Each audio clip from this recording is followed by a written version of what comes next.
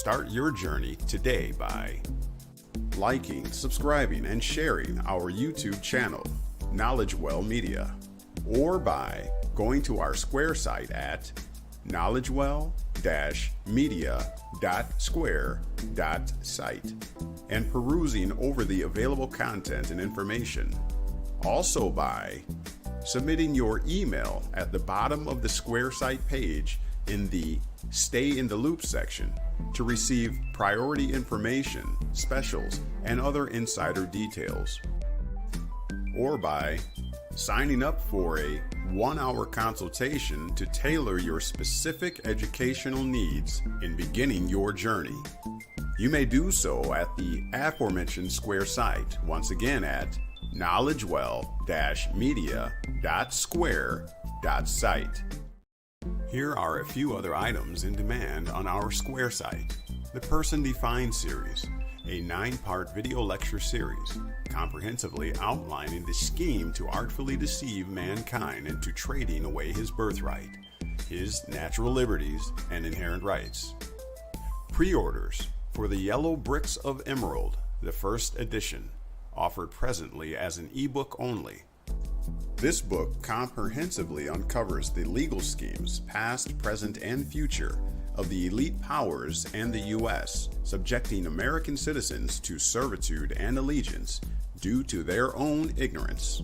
The Knowledge Well Video Lecture Series Trust Course, a comprehensive lecture series educating on the history, effects, and administration of the wealth-preserving, asset-protecting, private commercial entity known as a trust. Plus, we have our very own template and instructions to help you set up yours. And, coming soon, our apparel and product store for all things Knowledge Well, including shirts, hats, jackets, cups, bumper stickers, and more. For all this and much, much more, as well as for any questions or comments, email to knowledgewell4u@gmail.com or go to our Square site at knowledgewell-media.square.site. And now, you've been made free. What are you going to do with it? All right, we are live. Thanks for being here today on this day of the sun, Sunday inspiration. We want to breathe into you, we want to inspire, we want to breathe into you hope. Hope is defined as anticipation, with pleasure. And we have a very special show today for you. I have brought on someone from my neck of the woods, I think a Wisconsin native as well. He goes by the name of Sam, and he's over at CS Game Over. You may have come across his YouTube channel. If not, we'll give you more details. Very passionate, a lot. We're a lot alike. Go figure, we come from the same neck of the woods. Up here with the Yadur Hay folks, in Wisconsin. Cheeseheads will thrive. We don't die, we multiply. So anyways, make sure that you use that comment section. Excuse my voice. And I need to clean my camera lens. Hold on. Stay with me. Hold on. All right. Let's see. It's probably the glare. I have the pool behind me here. I'm up in the Wisconsin Dells, actually. A little R&R time with the family. But I wanted to make sure that I kept my promise to have the Day of the Sun inspiration with you. Again, my voice, something is going through the family right now. We're all sneezing and coughing, and probably all the smog and what have you, right? Who knows? Who knows? But we'll find out. I've been watching a lot of those videos, what most may call conspiracy theory, but a lot of that stuff is starting to become more like conspiracy fact. Perhaps Sam will have some information for us on that as well. I know he's a diligent researcher as well as Troy. We missed Troy today. Troy is usually the partner in crime that would join us. Maybe we'll catch him on the next, or maybe he'll pop in later. Sam will let us know what's up with that. But anyways, again, please excuse the voice. I'll do the best I can. I got my water here. Just tried to slam a banana before we came on. I'll get some business out of the way, and then we'll get going with our friendly, healthy debate today, and we're going to be talking about the United States, all things the United States, probably. So, United States, Uncle Sam's ears are definitely going to be ringing today. All right. So, with that being said, all right. So we thank BB Productions for being in the house. All right. Make sure that if you are in the comment section, that you leave a comment and hail. Let us know where you're coming from, what state you're listening in from. We know people have a tendency to get in here kind of slow on Sundays, but that's okay. We know the momentum will pick up as we go along. BB Productions, again, for all of your crafting needs, T-shirts, cups, and what have you, does a great job, and definitely will extend to the Knowledge Wellians and the CS Game Overians, if you're here, will extend to you benefits as well for discounts, okay? Hats, T-shirts, cups, everything, okay? Thank you very much. All right, BB Production says the camera is better. Let's go ahead and take care of some of the business here real quick. All right, so all donations can be sent to our Cash App over at $American Consulate. No amount's too small.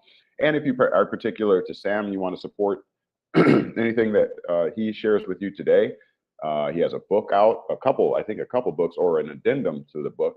If you are interested in that, I'll put up again his information for you shortly once we introduce Sam. And if you want to donate to his cause as well, please feel free to donate to the $American Consulate. What I'll do is I'll make sure that I get the portion that you have determined to support him. I'll get that over to him. All right. We run on a strict honor system here.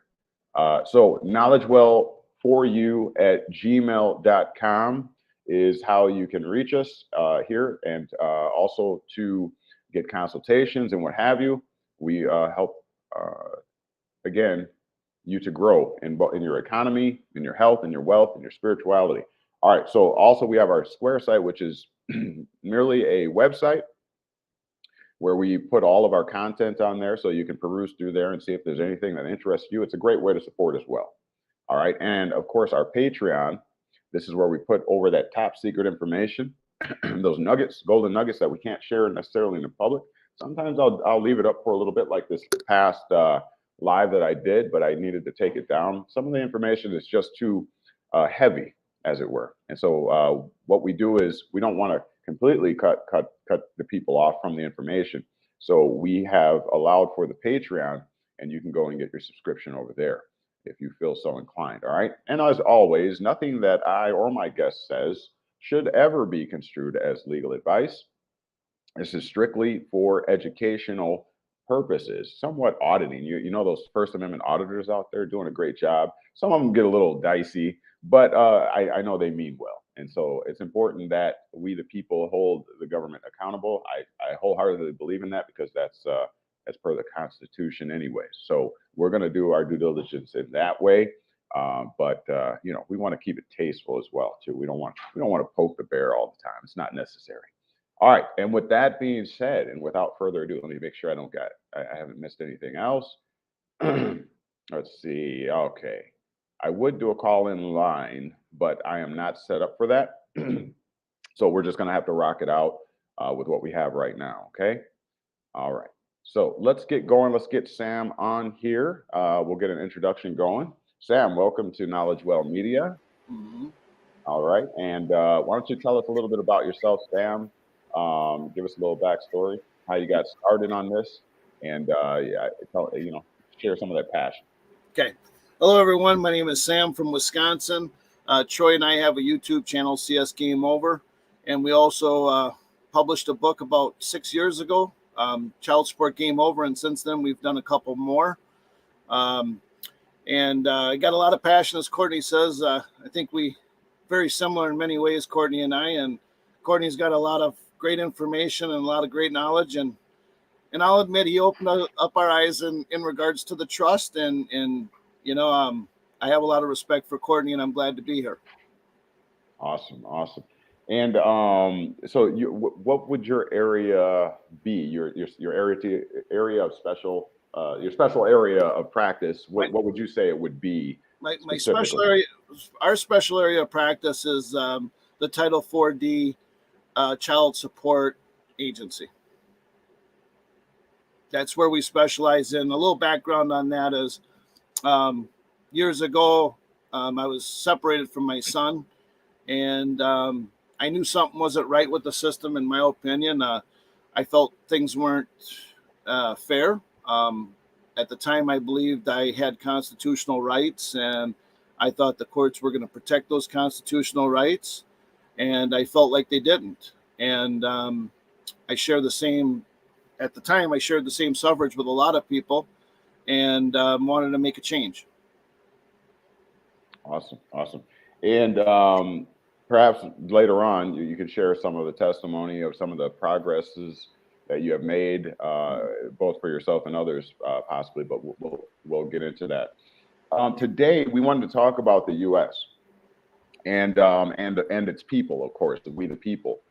And I wanted to put it in sort of a format of a debate. Let me just give some of the qualifications, not to you, Sam, obviously, you know, but I'm just to the people generally, because some people just want to see people argue. And that's not what a debate is. What a debate is it should be equal.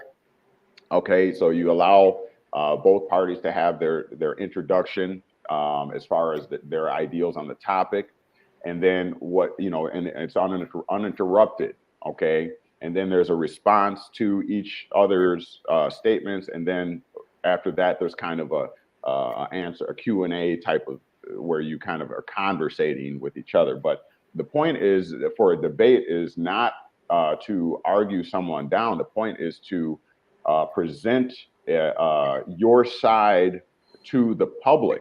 Okay, it's not for Sam or I or anybody else to determine that they're the winner. It's for the public. This is all for your benefit, is what the purpose of a debate is, as opposed to an argument where it's just both sides want to be heard and no one's really retaining any information. And so this, again, any debate that we have here on Knowledge Well Media will be fair and equitable, and both parties will be heard, and then the people will make the decision on what they've heard, whether the facts have been presented adequately or what have you. So with that said, again, make sure you let somebody else know that we are live right now, and this is very important. And I know that a lot of you will be watching on replay. Some of you have things to do. I understand that, but make sure that you again use that comment section if you have any questions for myself or Sam. I will make sure to get those up on the screen so that everybody can participate in those. This is a very important moment in time, and I really appreciate Sam for being here and for participating. He could have been anywhere else, but he chose to come here, and that's great. All right, Giosh from 3TV is in the house. And again, well, I guess let's just get it going. We're going to be talking about the U.S.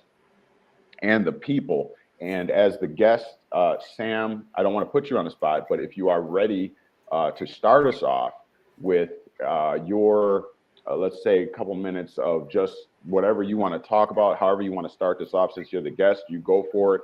And I will chime in afterwards. Are you prepared to do that?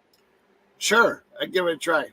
Okay, no problem, no pressure. I'm not going to put you on the spot. If you're not, then I can open it up. It's well, up to you. Yeah, if you want to open it up and then I'll come back, that would be great. Great. Okay, no problem.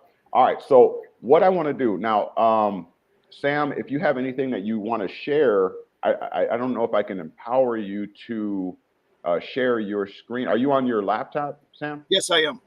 Okay, so I'll see what I can do about allowing you to share. I'm sure there's a way to do it. For right now, I obviously have share screen capability.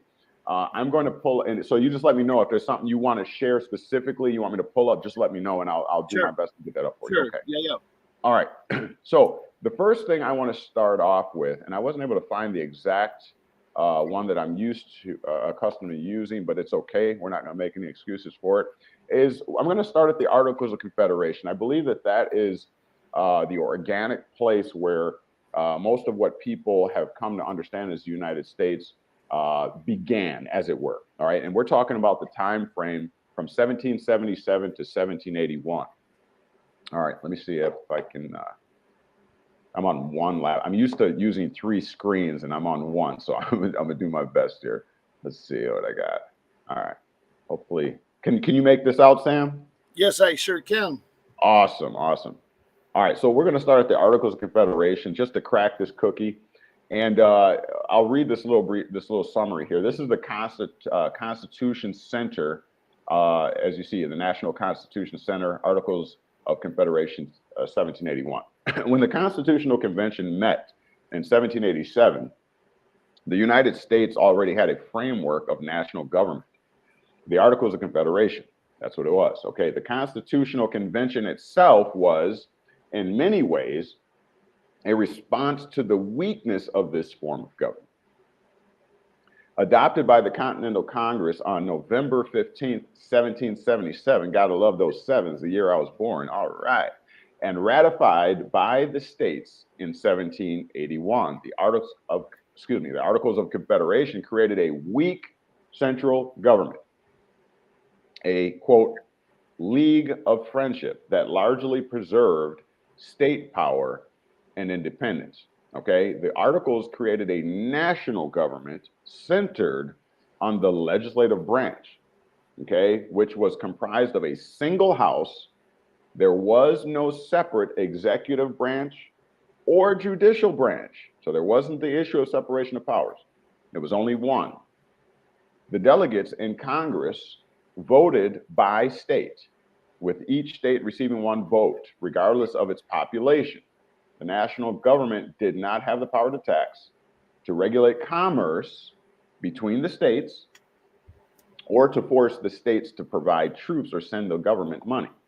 And any proposed amendment to the Articles required unanimous approval from all 13 states.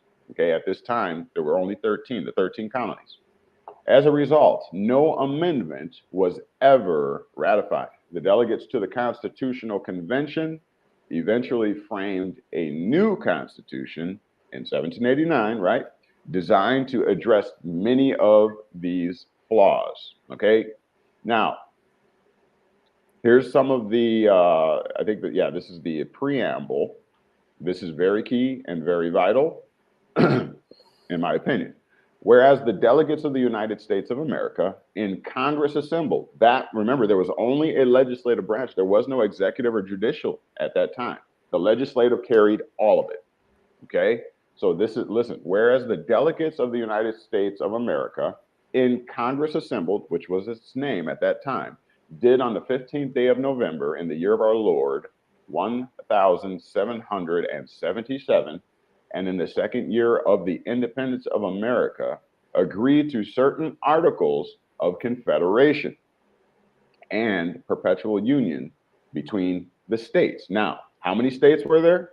13 states, and it lists them here. I don't have to go through that. You know that there was 13 states, but this has to do with a confederation between those original 13 states of the Union. They were all united as one. And if you know about, if you've been around here for any amount of time, you know that we teach that in the act, an act of incorporation creates a separate legal entity, meaning when all 13 states came together, out popped a separate legal entity. And you're going to see here that that legal entity is known as the United States of America. That is the name of the corporation. Okay, in my argument, okay, and I'll demonstrate. So it lists the 13 states here, the original 13 colonies. And then it says, look in Article 1 of the Articles of the Confederation. This is the very first article. Look what it says. The style of this confederacy shall be, right here.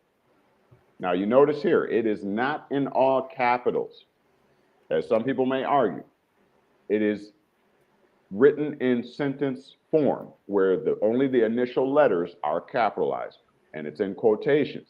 But they're quoting because they're letting you know that the following is the name, the official name of the corporation, the United States of America. Now, when you're talking about the style, what are we saying? Let's see if I can Google it for you and show you, and then Sam, did you have anything you wanted to respond to at this far? No, not this. No. Okay, no problem. Well, I guess, I mean, where in there does it say that the United States of America became a corporation? Okay. Where in what anything that I just read did it say that the United States became a corporation? That's the question, right? Yes. Okay, very good. All right, hold on to that. Let me just define style, because some people are probably saying, well, what does style mean? Like the style of this? Okay, so style. Let me find a definition just so with it. Okay. If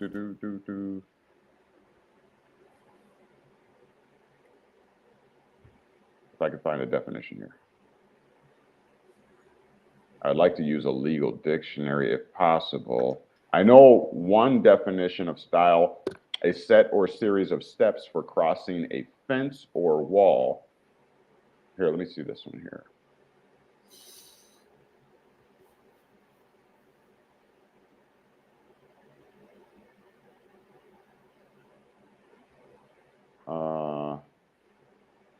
If you have something you want to say, go ahead while I'm looking at this, Sam.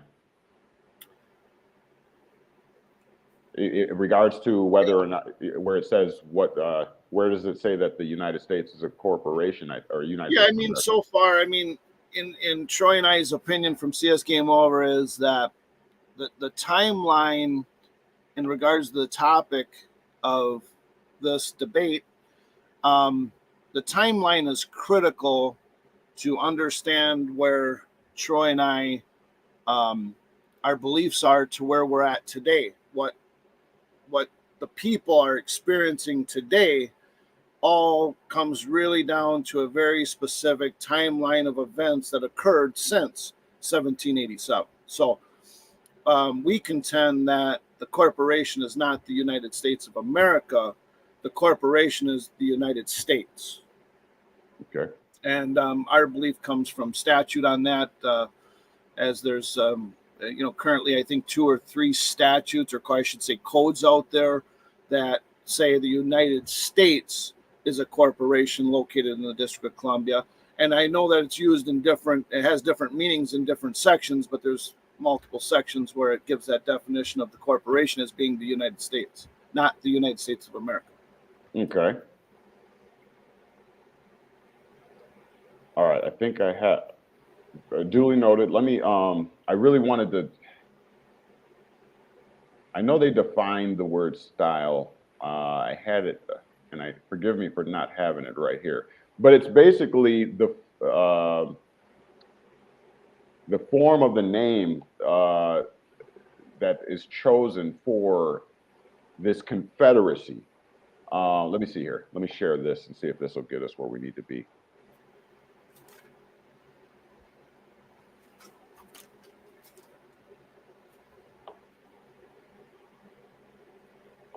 All right, so if you can, hopefully you can make this out. And I believe in laying a foundation before we even get going.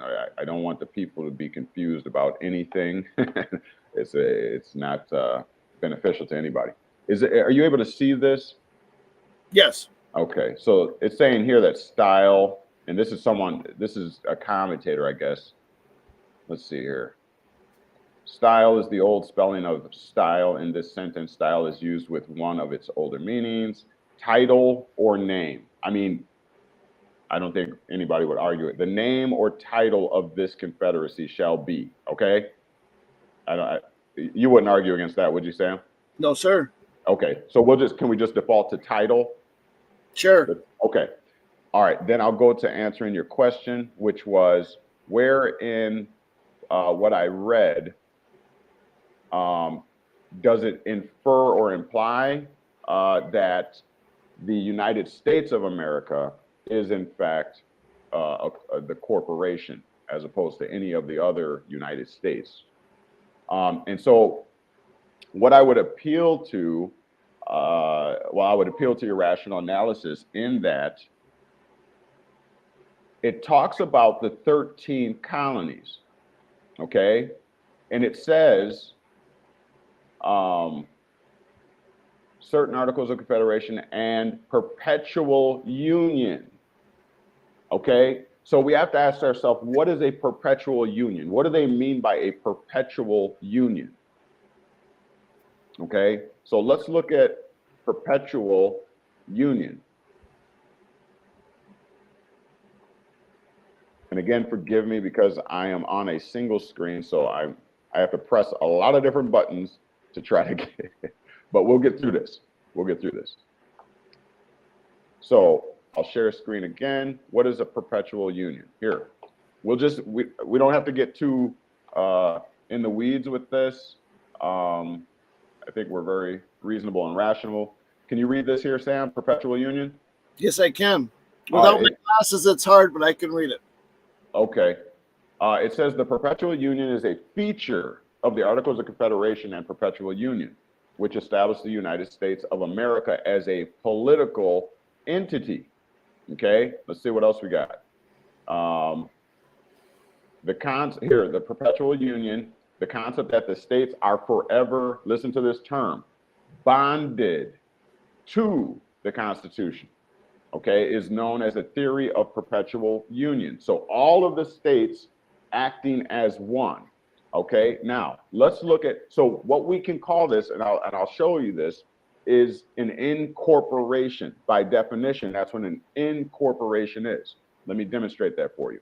We'll go to the legal definition of incorporation. And then we will be able to see what it means, what a perpetual union means when all states are bonded together as one. All right, let me get there. So we're going to present and share screen. I'm getting quicker at this. All right, here we go. All right, just let me know if you cannot read it, Sam. I can see it. Okay, very good. So here it is. Well, let's go to Cornell Law, first of all, Cornell University.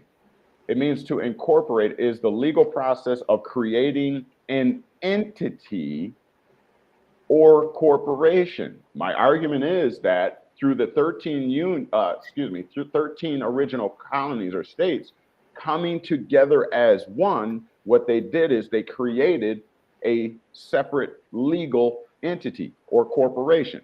All right, so how do we know this? Let me get a better definition. I think, where is it at?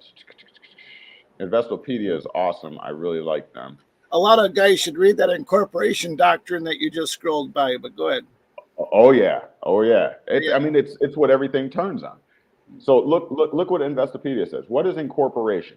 Incorporation is the legal process used to form a corporate entity or company. Now, I'll just appeal once again to your rational analysis, right? So how is a company formed? A company is formed by the shareholders, the investors, all groups of people coming together and acting under one legal name. And that legal name will be McDonald's, Burger King, Walgreens, Walmart. See, there's a bunch of shareholders, directors, and what have you, and owners and all that kind of stuff that come together and they act as one, which is under the name of the business. That's exactly what I argue has happened through the perpetual union. All of the states became and started to act as one under one name. And we find that under the Articles of Confederation, again, it even tells us what the name, the title of the Confederacy shall be the United States of America. So who's acting under that name? All of these states, because they are now in a confederation. Lastly, let me look at the definition of the word confederation. And then that should drive it home. And then I'll shut up and let Sam go. Legal definition of confederation. All right, let me share, stop screen, stop sharing, present. Oh, no, wrong one. My bad. Present, share screen. All right, here we go. Can you see all this? Okay. Yep. So we'll just use generically Encyclopedia Britannica. Confederation, primarily, look, any league, and there's that word, or union of people, or bodies of people. Okay, let's take another source. What is a confederation? Here, U.S. Legal. Confederation is a type of government which is a permanent, they're even using the exact verbiage, permanent union of many sovereign states. And a union is when a multiplicity come together and act as one. Hence the Latin uni, or uni, or, you know what I'm saying? Uni, uniform. Remember playing Uno, it means one in Spanish, right? So union is merely the many acting as one. With that, I'll yield the mic. Go ahead, Sam. Yeah. It could either be an entity or a corporation, and the timeline's critical here to the history where we're at in 1787. A lot of things have happened since then. The Articles of Confederation created an entity, or according to the definitions, an entity or a corporation. All I could say is it's more clear in 28 USC 3002 subsection 15 says United States means, doesn't say the United States of America. So again, we're in 1787, moving forward to 2023. The definition of this corporation is the United States, which means a federal corporation can be the United States. An agency can be a United States corporation, right? A department, a commission, a board. A board can mean the United States. Again, we got to look at what's happening now and facts. What's happening now? Are we under the organic constitution of 1787? Is gold and silver lawful money being exchanged is Federal Reserve notes lawful money? No. Constitution says the only lawful money is gold and silver. So again, from what happened from 1787, the organic constitution where we're at today has changed significantly. But I'm having a hard time. I mean, I understand that you broke down the definitions there, but there's multiple definitions of different words. That's what lawyers and bar members do. But the timeline, I guess, in 1787, I don't believe that they created the United States of America as being the federal corporation as what is defined today. Okay, duly noted. And I want to make sure I'm fair. 28 USC and Giash, we're gonna address your question just shortly here. I just want to make sure I pull up your reference, because it's not fair that you're not able to. Or that's okay. I don't know how to, but I can type it in. You said 28 USC 3002. Yep. Subsection 15. Okay, 15. Okay, very good. All right, I'll pull that up right now. And I believe you want 15A. I believe so. All right, so I'll pull that up. We'll use Cornell University, and I'm going to show that right now. Let's see, share screen, and there we go. All right, let me just let me know if you cannot read it. So we're at 28 USC Code 3000, Section 3002, and this is the definitions under the United States Code, and we're going to go down to 15, and there we see right here, and I believe that's what you're referring to, United States. Is that correct?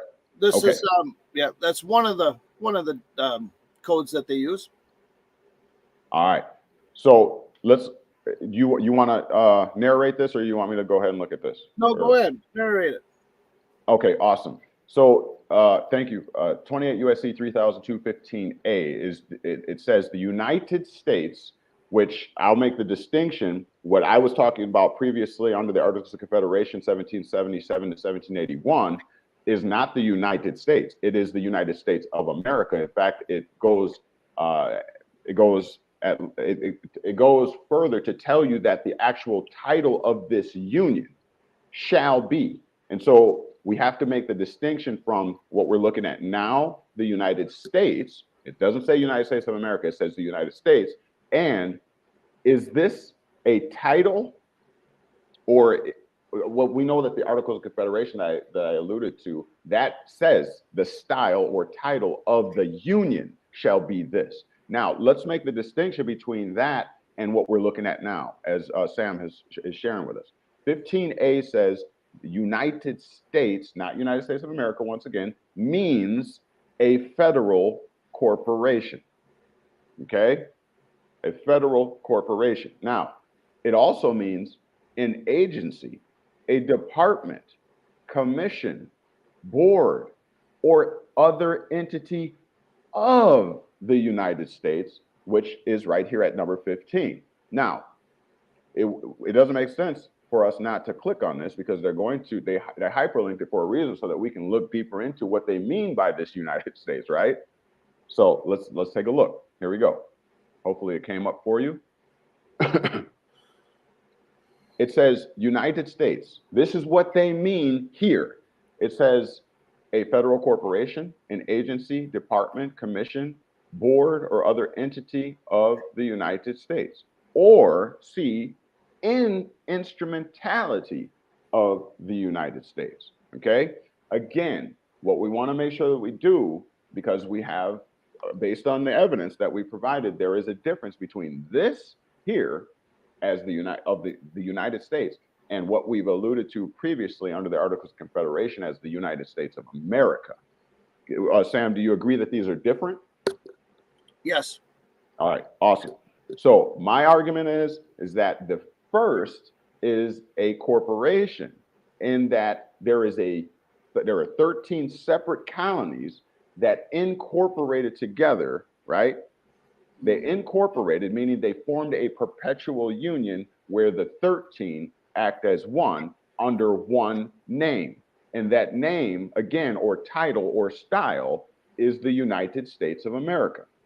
That's my argument. Sam, you had any input on that? No, not at this time. Okay.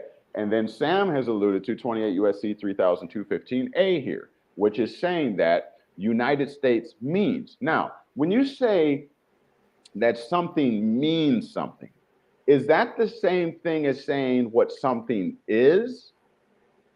No. Okay, I agree. I'll agree with that. Okay, so I agree. So we can clearly see here and back at the original citation you gave us that both times it uses the term, and I contend it's a legal term. It's not there by accident. It's there on purpose. I contend that they're telling you what something means, not what something is. It's not saying the United States is a federal corporation. It's just telling you that it means it. And if I can go a step further, the reason why it's put to us like this in the United States Code is because what they're doing, okay, is basically saying that when it comes to the Union, okay, we have to remember that each of the states, and I'll show you that in a moment, retained their sovereignty. I'll say that again. Each of the states in the Union, under the title of United States of America or style, each of those states still retained their sovereignty. And in fact, the only power that they gave up to what we now know as of 1789 as the United States government, the only power that they gave was called plenary powers over commerce and trade. That's the only thing. Let me prove that, and then I'll be quiet and let Sam go. If you look down here, we're back at the, I'll just show you. We're back at the Articles of Confederation, where I started, and we're going to go all the way down through the articles. And look what it says here at the very next article.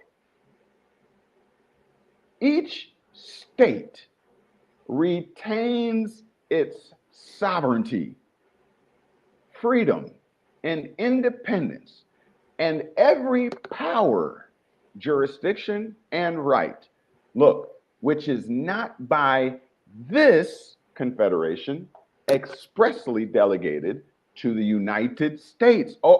In Congress assembled, y'all. Look, we now have a picture, thanks to Sam, of not only one so-called United States entity, right? So we have the United States of America. That's one. We have what Sam just shared with us, the United States and all of the entities under it. And then they're saying that each of these states individually shall retain all the powers except for whatever this confederation delegates to whom? The United States in Congress assembled. Uh-oh, we got a problem, Houston. We got a problem because where are all these United States popping up from?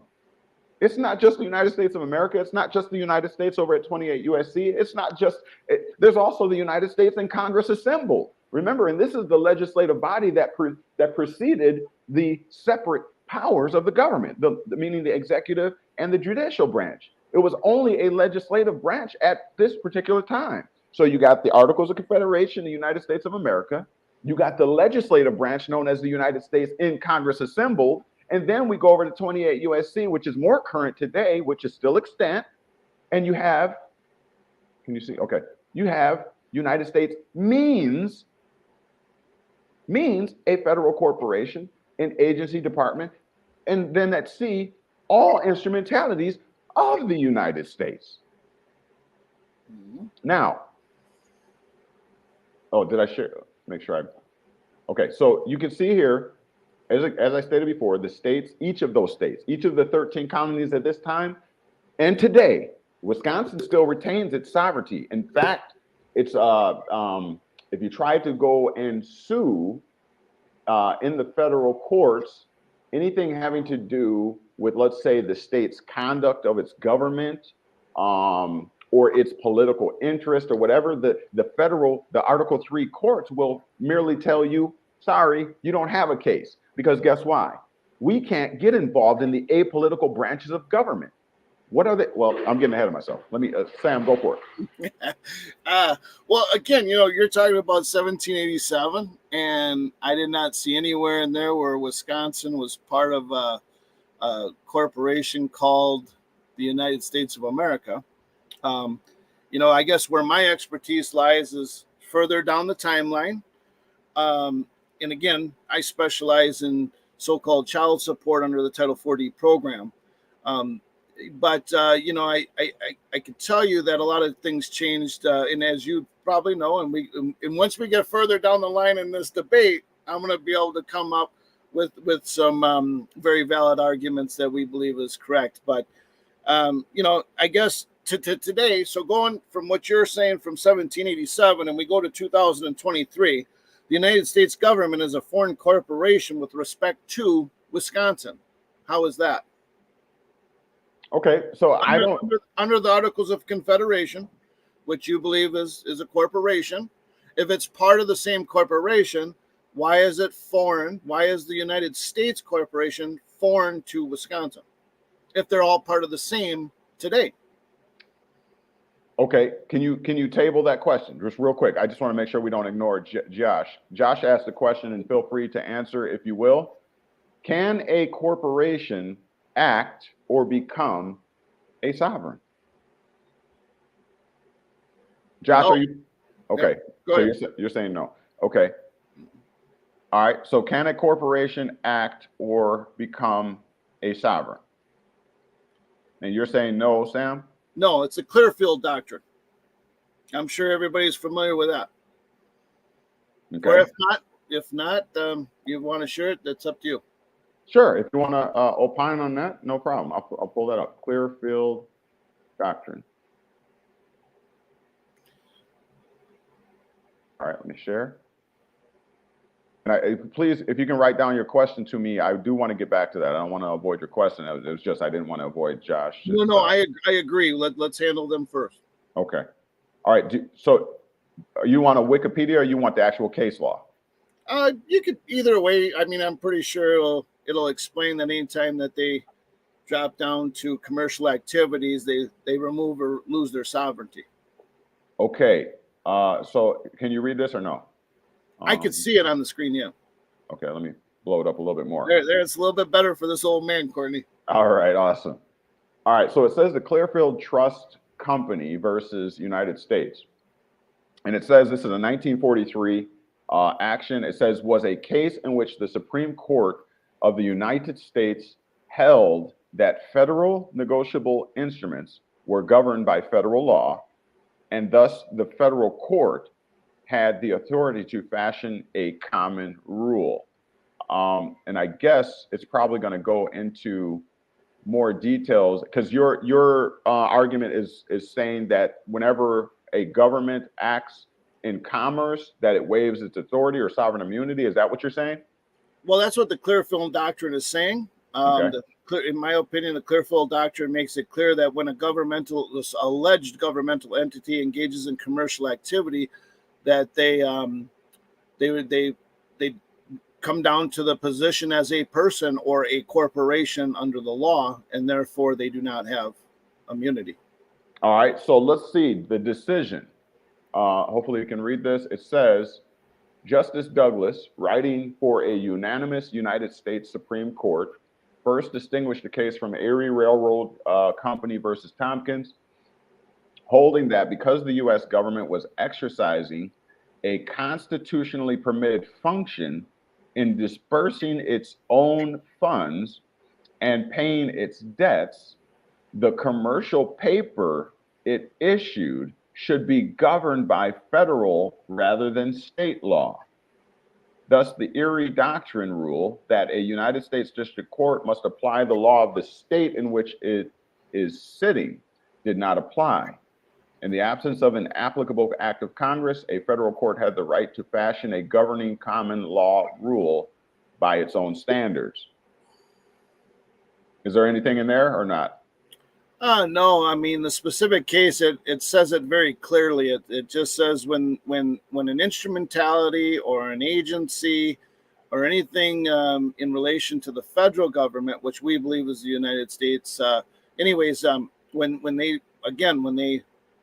go to the lower standard to engage in commercial activities, they relinquish their sovereignty. I'm not sure if you're seeing it there, or, I mean, that's a Wikipedia. But these guys can look it up, I guess, and Okay. and read the case text, not so much the wiki. But it is in there. And Courtney, you're familiar with the Clearfield Doctrine, correct? I've heard of it, yes. Okay. I have not studied it at length, but I have heard it used in some actions. Josh is again asking what doctrine? Clearfield? Clearfield, CL, yeah, right there. Yeah, it's here. So if anybody is quick on the draw, if you comb through that and you find something relating to what Sam is saying, please feel free to share it. Josh, if you're quick on it, please feel free.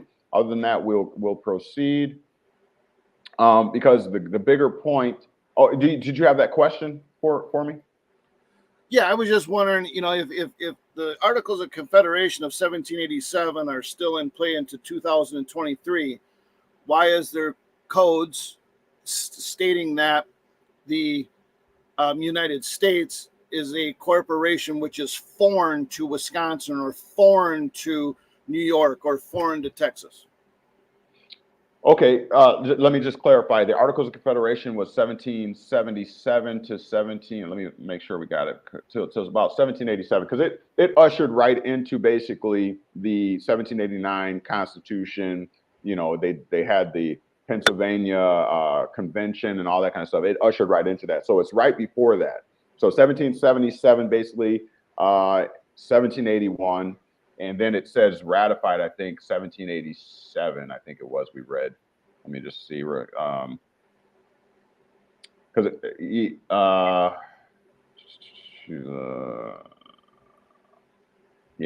Confederation, 1777. Yeah, so basically all the states, again, joined in a perpetual union, in addressing your question, formed in this perpetual union. That perpetual union basically is an act of confederation, which we defined a confederation. It's basically an act of incorporation, and as we saw at Investopedia, an act of incorporation is a legal process to create a separate legal entity. So I guess. Okay. Real quick, Courtney. Yep. I'm going to go back to Josh. I'm sorry. I just got to hit this. No problem. I'm going to quote the Clearfield Doctrine. Okay. Governments descend to the level of a mere private corporation and take on the characteristics of a mere private citizen, where private, corporate, commercial paper, Federal Reserve notes, and securities checks is concerned for the purposes of suit. Such corporations and individuals are regarded as entities entirely separate from government. That's Clearfield Doctrine Trust versus United States. Additionally, we have when governments enter the world of commerce, they are subject to the same burdens as any private firm or corporation. That's United States versus Burr, B-U-R-R, 309 U.S. 242. Just to answer Josh's question. Okay, so awesome, and I'm glad. Thank you for clarifying that. And I have heard of those before. But the only thing I'll say to respond is that it does not take away from the fact of whether or not it is a government, but merely what happens is they do what's called waiving their sovereign immunity for that particular purpose. Meaning, hey, we know if we're going to play in commerce and somebody sues us, then we expect that we can be sued. But we're still the government. It's not going to take away from the fact that we're the government. It's just meaning that we expose ourselves and waive our sovereign immunity, or we can elect not to waive our sovereign immunity. But the government has waived its immunity by claiming to be a corporation, which is a mere private citizen. They're no, just like they did to the people. They created the people as a corporate fiction entity. Same thing. I could be sued. You could be sued. And when the United States denotes themselves down to be a mere corporation, which by statute they indicate they are, they're no longer government. They're a corporation, one that can be sued. Awesome. Okay, very good. Now, let me just do this. I want to make the decision. My intent here is to make the distinction. I've already made the distinction between two of the United States titled entities, right? We've gone to 28 U.S.C. 3215A, and we've also gone to the Articles of Confederation. And if I recall correctly, you agreed that these two, at least those two, are separate and distinct, right? They're different. Well, I don't know necessarily if I can agree with it. That's how they worded it. Well, no, you said that they were different before. You said they were. I asked you if you agreed that they were separate. Well, I believe that the United States of America and the United States Corporation are different and distinct, correct? You said, okay, the United States of America and the United States Corporation are distinct. They're separate. Okay, so let me just ask this question real quick. So everything I showed you about the Articles of Confederation, it being a confederation itself, it being a perpetual union, and not only that, but it also listing or expressing the title of that confederation, meaning all 13 states are acting under one name, the United States of America. So you still don't see that as an act of incorporation, or is that what you're saying? You know, when I was a kid, the government told me Santa Claus was going to come down the chimney. Right. You know, I think that they're very crafty. They're not stupid by any means. And that's why I go to the definitions in the law, or in their codes, I should say, because that's where I feel that, you know, hey, they're bound to that. They're not bound to an article created by one of their bar members that represent their corporation. I like to go to the definitions of what they try to push on the people that are watching this and the rest of the people of America. Okay, so is that a no? So you don't. So the Articles of Confederation at the Constitutional Center, you don't believe that that is an actual act of incorporation, creating a corporation, is what you're saying? No, I don't. I believe that the United States of America is a government. I believe there's two forms of government. I believe one that operates under the Constitution, and I believe the other is the United States, which is a foreign corporation that acts outside and independent of the Constitution, which is according to the United States Supreme Court precedents.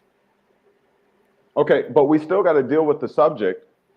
We still got to deal with the topic or the subject matter here. In that, in order to form have you ever formed a corporation? Yes, I have. Okay, so can you tell me, or should I look up what does it take to form a corporation? Our articles of incorporation. Right. And yep. Isn't that exactly what happened in 1777? Doesn't it say that this is the articles of the 13 colonies, correct? Okay, so what I'm saying is if it takes Articles of Confederation by your witness and testimony here today, if that's what it takes to form a corporation, then wouldn't that mean that that's exactly what happened since they titled? Well, it doesn't necessarily say, though, in the Articles of Confederation. It says by the definitions that you used, it could either be an entity or a corporation. So I can create an entity with, I guess, an Articles of Incorporation that's not a corporation. Oh, there wouldn't be a corporation if it doesn't have an Articles of Confederation, incorporation. It doesn't have to be. It doesn't have to be. You can incorporate something else other than a corporation. I can incorporate an entity. I can create an entity with an Articles of organization. So what would it be called if any entity that becomes incorporated? What is that called? Corporation. Well, I agree. Well, there's Articles of Organization and there's Articles of Incorporation, but yes, you can incorporate an entity that is not a corporation. Well, then by definition, it's not incorporating then. Well, no, it's incorporating an entity. They took the 13 colonies in 1787 and then they made it one entity, which is the United States of America. What is that called? What is that legal process called? Incorporation. Okay, I agree. So then wouldn't that be considered, whatever the product of that incorporation is, what would that be considered? Not a corporation. But it's the word itself, the legal term itself is incorporated or incorporation. So therefore, corporate is right in the middle of the word, in the heart of the word. So how could it not be? Well, in 1787, we believe that they were operating under the Organic Constitution. Okay. And you said 1787? Well, I'm sorry. Was it 1781? 1777 through 17. Yeah. Well, anyways, there was an Organic Constitution, and now we have what we have today. If you want to say that the original 13 colonies was a corporation back then, I guess I don't see how that comes into play to where we're at today. And most of the viewers are watching, they want to deal with issues that are happening today. And I understand that history has a lot to do with that, but we'd have to come way forward to about 1933 to really answer the people's questions about what's happening here today. Okay. And how to, in your way, how to thrive in that better. Or we can not be a part of that system. Okay, and I agree with you. I think the people do want a remedy, and I think you and I both are working very hard at helping the people that entrust their education to us to provide that. I want to quickly, hopefully, clear the air on this. Yeah. With the issue of a corporation, whether the Perpetual Union is a corporation or was considered a corporation, at least as you stated back in 1777 through 1788-ish. Okay, and so let's take a look at the definition. We're going to keep it real simple. Again, I'm not going to go too deep in the weeds with it, but we can look at a simple definition of what is a corporation. And let's see if that lines up at all. We can use rational analysis to see if that even lines up with what they have expressed in the Articles of Confederation. And maybe we'll find something there. Let's take a look. So what is a corporation is the question. And let's just take something simple. Let's go to the Oxford Language Dictionary. I think this is. And it says corporation, a company or, quote, group of people authorized to act as a single entity. It's actually legally a person and recognized such in law. Recognized as such in law. So let's line that up with the Articles of Confederation. What did they say? They said that the 13, which would be a group of people, the 13 colonies, right, under this Articles of Confederation are authorized, are empowered to act as a single entity, right, and be therefore classified or thereby classified as a legal person. And then they went further and gave that legal person a title or a name under which all 13 colonies would act. And what is that name? That name, once again, or title, that they all are acting underneath, agree to act underneath, recognized by the law, is the United States of America. So there is, by definition, a corporation. Can I interject? Sure. Okay. I encourage all who are watching or who are all going to watch at some point that if you read the congressional record, June 17th, 1967, pages 15641 through 15646. Do you want me to pull that up? You can.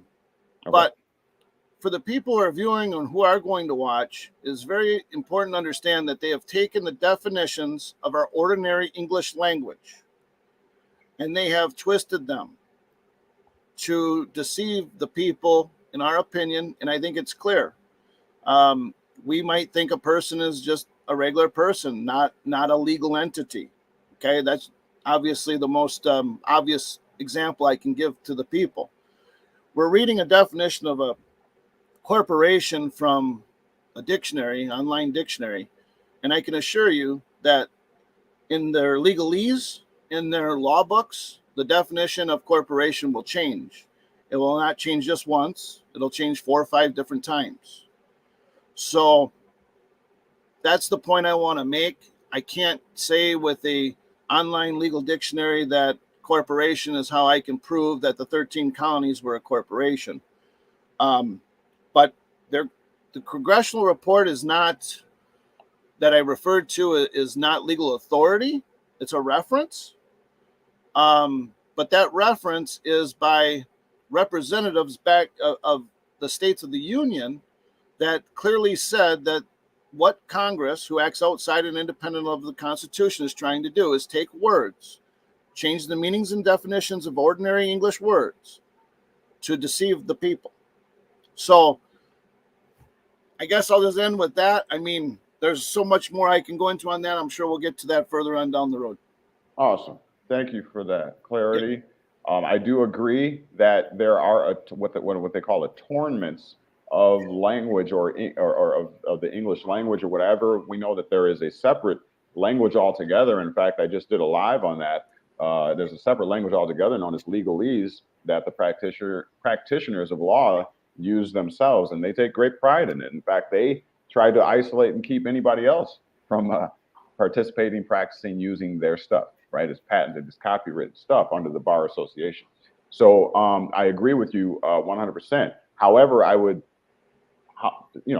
not strongly disagree. I would just disagree that we cannot find a unanimity in the definition of the word corporation. Corporation is what our country, or this country, whatever you want to call it, experiment, I call it sometimes, that we can't find uniformity in what we are based upon, which is corporations. Commerce and trade is intercourse. Intercourse is commerce. You need corporations, you need vessels, you need entities in order to participate in commerce. So I think that's one of the areas that we can actually find a definitive answer in regards to the definition of corporation or what a corporation really is. And with that being said, I want to also back up that now that it comes to mind, if you look at Blackstone, who is one of the, grandfathers or great jurists of the time at his time. If you look at Blackstone and what he had to say about the rights of corporations, I'll look that up real quick. Have you ever been there, Sam? Yeah, I actually have. Yes. Okay, a great read. I mean, it's just awesome. And I'll share some of that. Just the top portion. I won't belabor that point. We'll move on. Let's see, Blackstone Rights of Corporations, if I can get to one that's pretty easy to read here. Let's see what Yale University is talking about. Yeah, so if you look right here, Blackstone goes to great lengths and is very specific as to why they even came up with the idea of corporations, okay? And can you read that good, Sam, or should I blow it up? I can see it good now, man. Thank you. Okay, excellent. Yeah. All right. So it says the rights of persons, right? And you mentioned that. You said person means something completely different. So I guess we're going to hit all those buttons at the same time. But let's here, let me take this down so people can see it. We'll get to your question here shortly. Josh, thank you. All right. I think Josh provided a good definition. Oh, I think I've seen it up on the screen. Right here? Yeah. Yeah, corporation, a body corporate, a body, a collection of parts, creating a new whole corpse, a body. I mean, I guess that's what I've been singing this whole time, is that union, or that was an act of incorporation, okay, where several parts came together and formed one body under a union. And again, the name of that union, the style, is the United States of America. That is what a corporation is by definition. Right. But in 1787, that was the 13 colonies. 1771, yep. 1777, So 17. Where's Wisconsin? Well, obviously Wisconsin wasn't formed until 1848, right? They weren't recognized, but ever since that time, our states have been added to the union. I mean, we know that, and so it's not that the union ended. It's that there's just different dates, that the new states were added to the union, and we may even have a 51st, right? We were talking about that yesterday, I think, Sam, right? The District of Columbia has been trying to gain statehood for a long time, and that's something, a topic all by itself right there. I agree 100%. All right, so let's just check this out, because this is empowering for the people. I have covered this before, but let's just real quick. It says, this is Blackstone again. It says, we have hitherto considered, and you'll notice that the F's are replaced, or the S, where the S should be, there's F's that replaced it, and I never found out why, but this is just their legalese or whatever. So we have hitherto considered persons in their natural capacities, okay, and have treated of their rights and duties. But as all personal rights die with the person, and as the necessary forms of investing a series of individuals, one after another, with the same identical rights, would be very inconvenient, if not impractical. What they're saying right there is, look, if I have 3 sons, or 4 daughters, 3 sons, whatever you want to say, right? My rights, my property, and all that will die with me if the system just relied on the natural capacity of a person, right? Because once I die, everything dies with me. All right. So it will become very inconvenient, as Blackstone says here, and it will be very impractical. All right. To pass on a legacy, to your lineage and all that kind of stuff, if everything dies with me. So it has been found necessary. So this is their remedy. It has been found necessary when it is for the advantage of who? The public, to have any particular rights kept on foot and continued to constitute what? Artificial persons. You want to know why the United States is in existence? You want to know what the idea of the founding fathers were at the establishment of this great called experiment, right? In 1789, 1770, whatever. It is to create these artificial entities. For what purpose? To make sure that they can pass on, even after they die, they can pass something off into the future for hundreds and hundreds and perhaps thousands of years. Now watch this. These artificial persons who may maintain, look, a perpetual succession. That is one of the greater characteristics of a corporation, is that unlike a human being, natural characteristics, it does not die. It's already dead, right? So it has a perpetual succession, which means what? And enjoys a kind of, look at this here. Look what Blackstone has revealed to us today. A kind of legal immortality. That is what a corporation provides. Go ahead, Sam. No, I'm good. I'm good with everything that's going on right now. Awesome. All right. Look. Okay. Yeah. Go ahead. But again, if the Clearfield Doctrine talks about these corporations, and we know McDonald's can't create people with constitutional rights. McDonald's can just create another corporation. And that's, again, I always have to move forward because, I hear a lot of people's horror stories of what the so-called government's doing. But again, I believe that there's two forms of national government. As a matter of fact, it's not just what I believe, it's what the United States Supreme Court has ruled upon, that there's two forms of national government, one that operates outside and independent of the Constitution, and one that operates under the Constitution. So the Clearfield Doctrine kind of plays a role. Can you share? Can I cite to something so that I can pull it up? Yeah, it's was it Anthony versus United States? I can get it for you if you need it. I might hold on here. Okay, so let me you can't see my screen, can you? No, I don't want you to switch to my screen. I just got to go into some documents here. Okay. I guess just to get clarity, you would be arguing that there are two national governments, and what else? Or is that just the argument? Here, I'll quote it exactly. Okay. And quote the source too, please. Yes, I will. Actually, it was the wrong case, people. I'm sorry about that. Two national governments exist. One to be maintained under the Constitution with all its restrictions, because it's a Constitution, people, is a restriction on government. The other to be maintained by Congress outside and independent of that instrument, meaning the Constitution. This is the dissenting opinion of Justice Marshall Harlan in Downs versus Bidwell, DOWNES versus Bidwell, 182 U.S. 244, 1901. So we're moving up a little bit down the timeline. And then you got another case of United States versus Anthony, which is 24 Fed 829 of 1873. So we move back a little bit. And the term resident and citizen with a small c, and it exaggerates that. It does show you with a line under the C, the lowercase c of the United States is distinguished from a capital C, national of the United States of America, one of the several states, in that the former is a special class of citizen created by Congress. But remember, Congress acts outside and independently of the Constitution, just like they can create.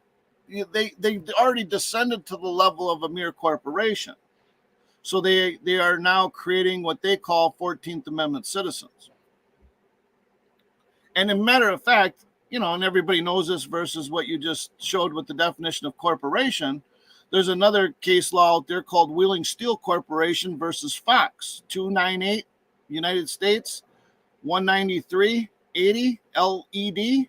And that's a Supreme Court case of 1936 where they say, therefore, the United States' citizens residing in one of the states of the Union are classified as property and franchises of the federal government as an individual entity. So you can kind of see where these two national governments exist. One that's maintained and operated under the Constitution, we the people, and then you have Congress's created legal entity or individual entity. All right, very good. And I'm going to partially agree and partially disagree. Would you do me a favor? I got to go. Nature calls. I'm going to run. I'm going to leave the. Would you address the comment? Let's see here. Is it by Josh again? Is sovereignty created or shared with the newly created corporate body? Yeah. So would you address that? Either that or I'll go to a commercial. You need a water break? No, I'm good. Go ahead. Okay, I'll be right back. All right. Is sovereignty created or shared with the newly created corporate body? I'm sorry, guys. I'm blind. I don't have my glasses. I left them at a friend's house. I don't believe that sovereignty is created with a newly created corporate body. Again, I think it's key that you read those cases that I have. And again, go to CS Game Over, the YouTube channel. I believe that I did a video with these case laws on there that I'm referring to. The bottom line is anytime if a governmental entity transcends themselves to a mere corporation, they lose their sovereignty. And again, those case laws are critical because there's two forms of government.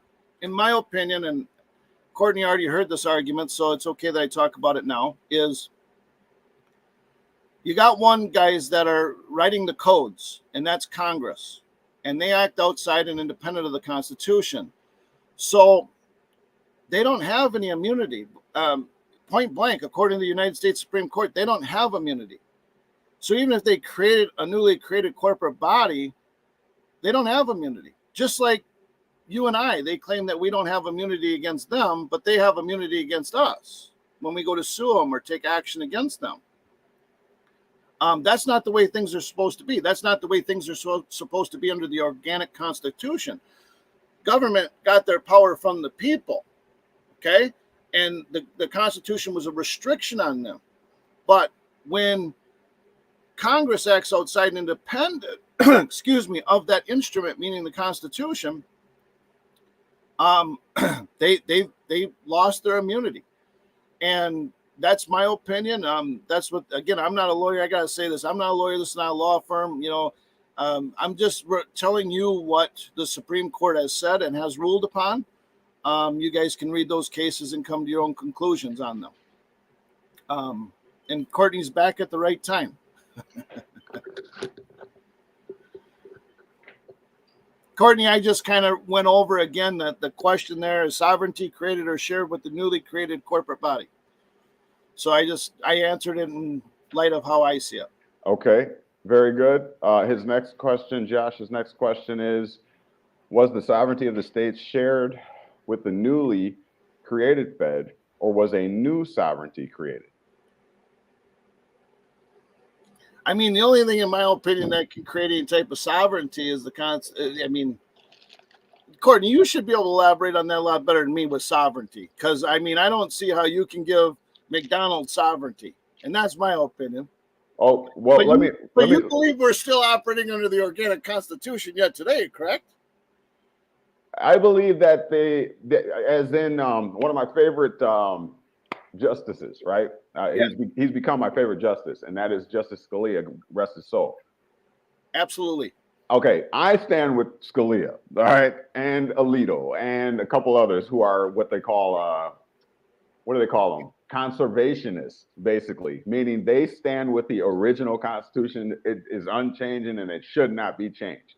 And so, yes, to answer your question, yes, I do believe it's still extant. It's still here, but there's been obfuscations, ambiguities. There's been,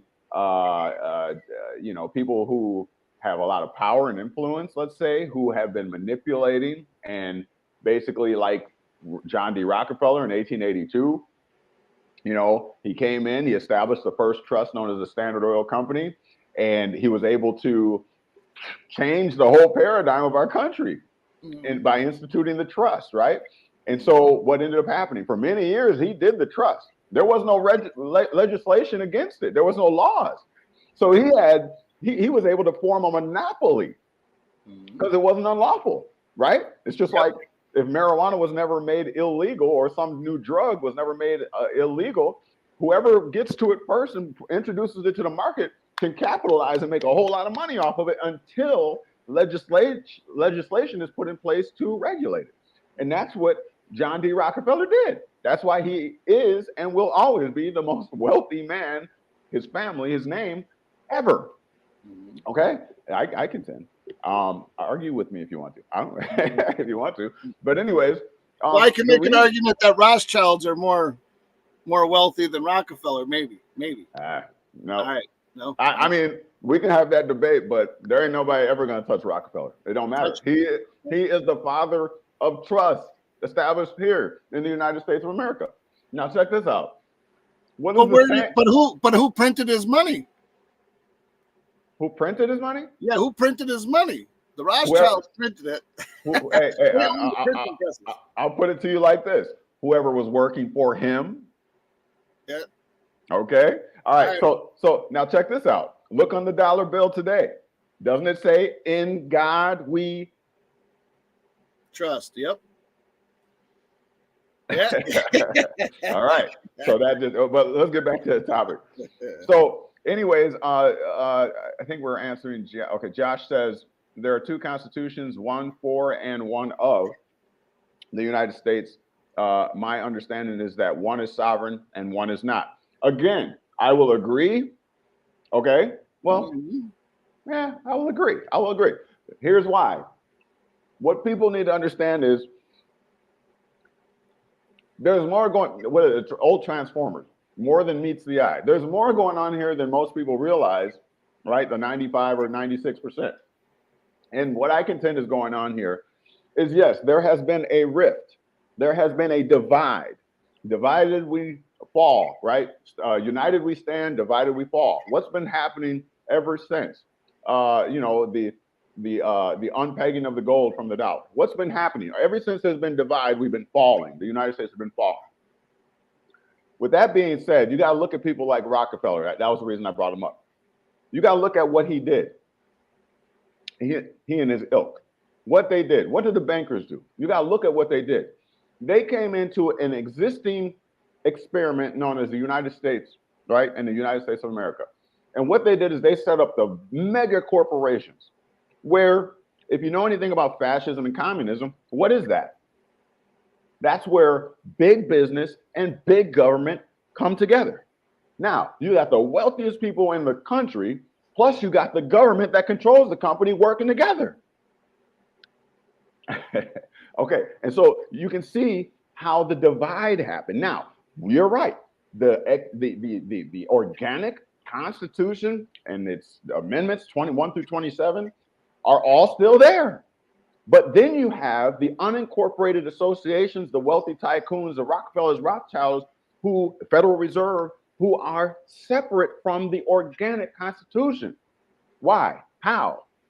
Because of a little thing in the Constitution called Article 1, Section 10, the unlimited right of contract. Here's where you're going to start going into commercial activity. When you form the corporation called the United States of America, I argue, and it's the Confederacy, the Union, all of the states did that for what reason? Let's look at it. Why did the states form the Union? Excuse me. Kazunta. Look, they tell you each state retains its sovereignty. We read that. So they did this for a reason and a purpose, and they didn't want to lose everything they had prior to forming the union or the corporation. That, by the way, is the purpose of a corporate. One of the main purposes of forming a corporation for yourself and anybody else is to keep everything you had prior to forming that corporation for yourself and your family.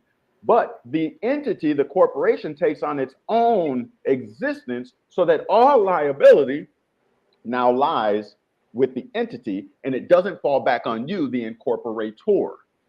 That is the purpose of forming a corporation. So now you can see when the 13 colonies decided to join in a union, they said, okay, we'll do this, but we're retaining what we had before we came in. And that's what it's saying right here. Each state retains its sovereignty, freedom, and independence, and every power, jurisdiction, and right, which is not by this confederation expressly delegated to whom? The United States and Congress assembled. Now, the United States and Congress assembled evolved into what you now know with the three branches of government and what have you. Now, let's go a little step further. Watch this. Article 3. The said states hereby, listen, severally, meaning they retain their independence, enter into a firm league of friendship with each other. For what? Why are they? Here's the purpose why they're entering in.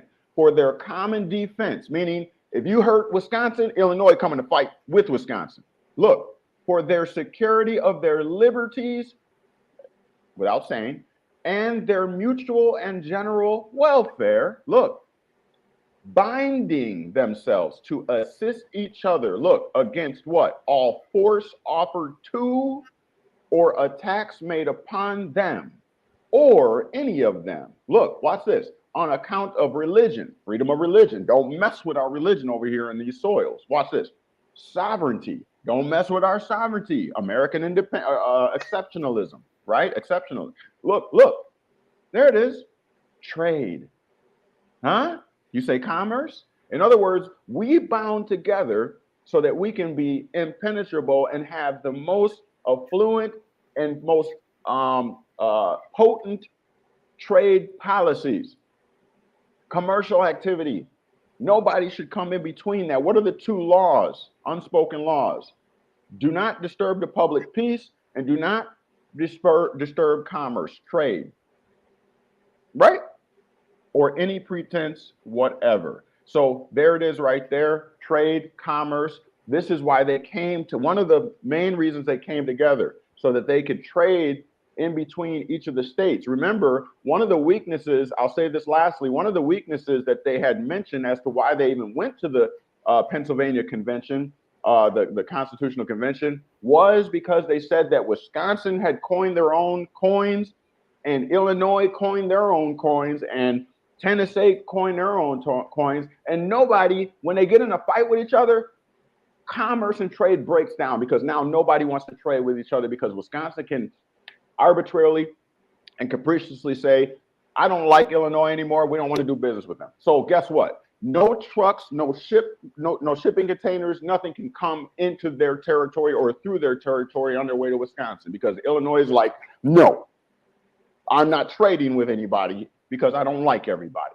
Okay. And so they said ixnay on that. And this is why you have that division now, because now it's not about necessarily the Constitution. And what they did is they gave all plenary power.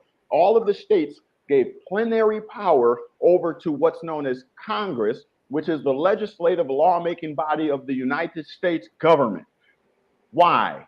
So that one body could influence over commerce and trade, so that if Illinois and Wisconsin get in a rift, they can't just close down commerce and trade and kill the country.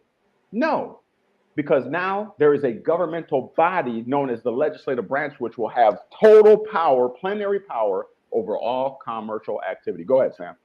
Yeah. I mean, I agree with 99% of that. So when that organic constitution was set up, it was for the good of the country. The government then to, they had to do business. They had to bring in import and export materials for our workers. It was intended to be for the people. Okay. And I believe that for the most part, back in those days, most of those commercial activities were to benefit the people, to keep them working at high paying jobs or better paying jobs and so on and so forth.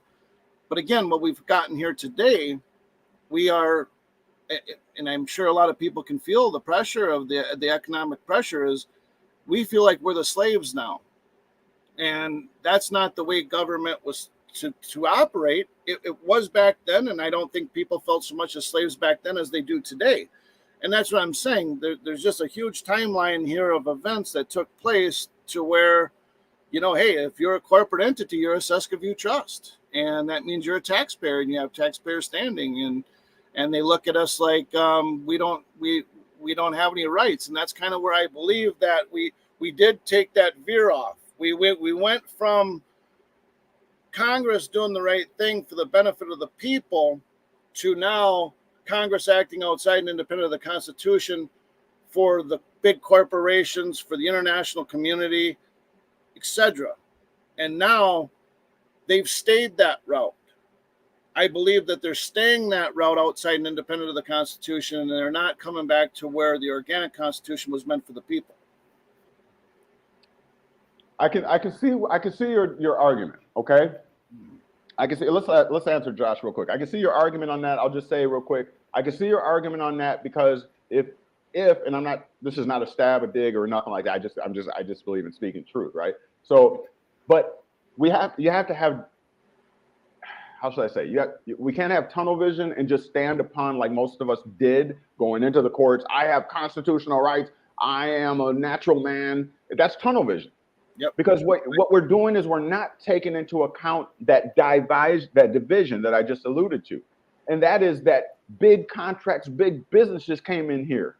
Big plantations came in here and set up shop and started doing business. Commerce has nothing to do necessarily with the Constitution as it stood, 1 through 10, the Bill of Rights and what have you. These don't give rights. These merely safeguard and protect the rights that you should have, God-given rights, they call them, natural rights, right? Mm-hmm. But they allowed for contracting to go on too. And we know the body, the regulatory body that they set up to regulate commerce, which is known as the UCC, Uniform Commercial Code. Now, is that in the Constitution? Okay, so what I'm saying is people have gotten tunnel vision and just start standing on their square, as they put it, going in these courts and start wrecking shop, trying to wreck shop. But that's my point, though, too, Courtney, is if anybody that wants to learn anything very fascinating, is the UCC was not created by Congress. It wasn't drafted by Congress. And that was drafted by the Uniform Law Commission, who is an unincorporated association, so a business. Yeah. So they created the UCC. A private corporation did. So how did it end up in the codes? How did it end up as go ahead. It ends up in the code because, remember, Congress ascertained or obtained plenary power over commerce and trade. It wasn't the Congress's fault. It was the states, the 13 original states, who said, you know what? We're going to keep everything, but we're going to give you all the power over commerce and trade. So if you give Congress the plenary power over all commercial activity, guess what? They're going to implement what are known as Article 1 legislative courts in each of the states, so that those courts can now do the will of commerce in your particular state. So you have to know, you can't go in there just thinking, hey, you, Mr. Judge, I know that this is not an Article 3 court. And he's like, okay, so what? So what? What am I then? Do you know? Yeah, you're an Article 1 court. Oh, very good. Very good. Now, what does that mean, though? Well, I don't know, but I know my natural law rights, and I know the Constitution is this and this and this, and they know you don't know anything you're talking about. I agree with you 100% with that analogy right there. It ain't gonna go down like that. It ain't gonna go down like that. But you want to know why it doesn't go down like that? Because they won't even admit that they're engaging in commercial activity. They won't even admit that their Article 1 courts are subject to the UCC code. They won't ever admit that. Why? So you're right. You can't go in there and talk about your constitutional rights because, in our opinion, they don't apply. You don't have constitutional rights there. Yeah, you don't. So you're right. You can't go in there and piss and moan about your constitutional rights. But what people have the ability to do is establish what type of forum they are in if their constitutional rights are not going to be recognized. And that's the issue.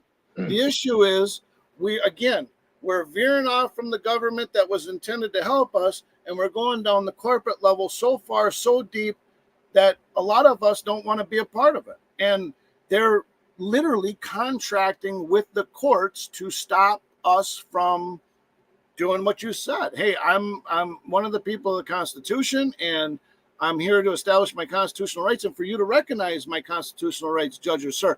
And they're saying, what are you talking about? You're right. But they're not even telling us what type of forum we're in. They're claiming they can't because they remember what the judicial branch of government is for.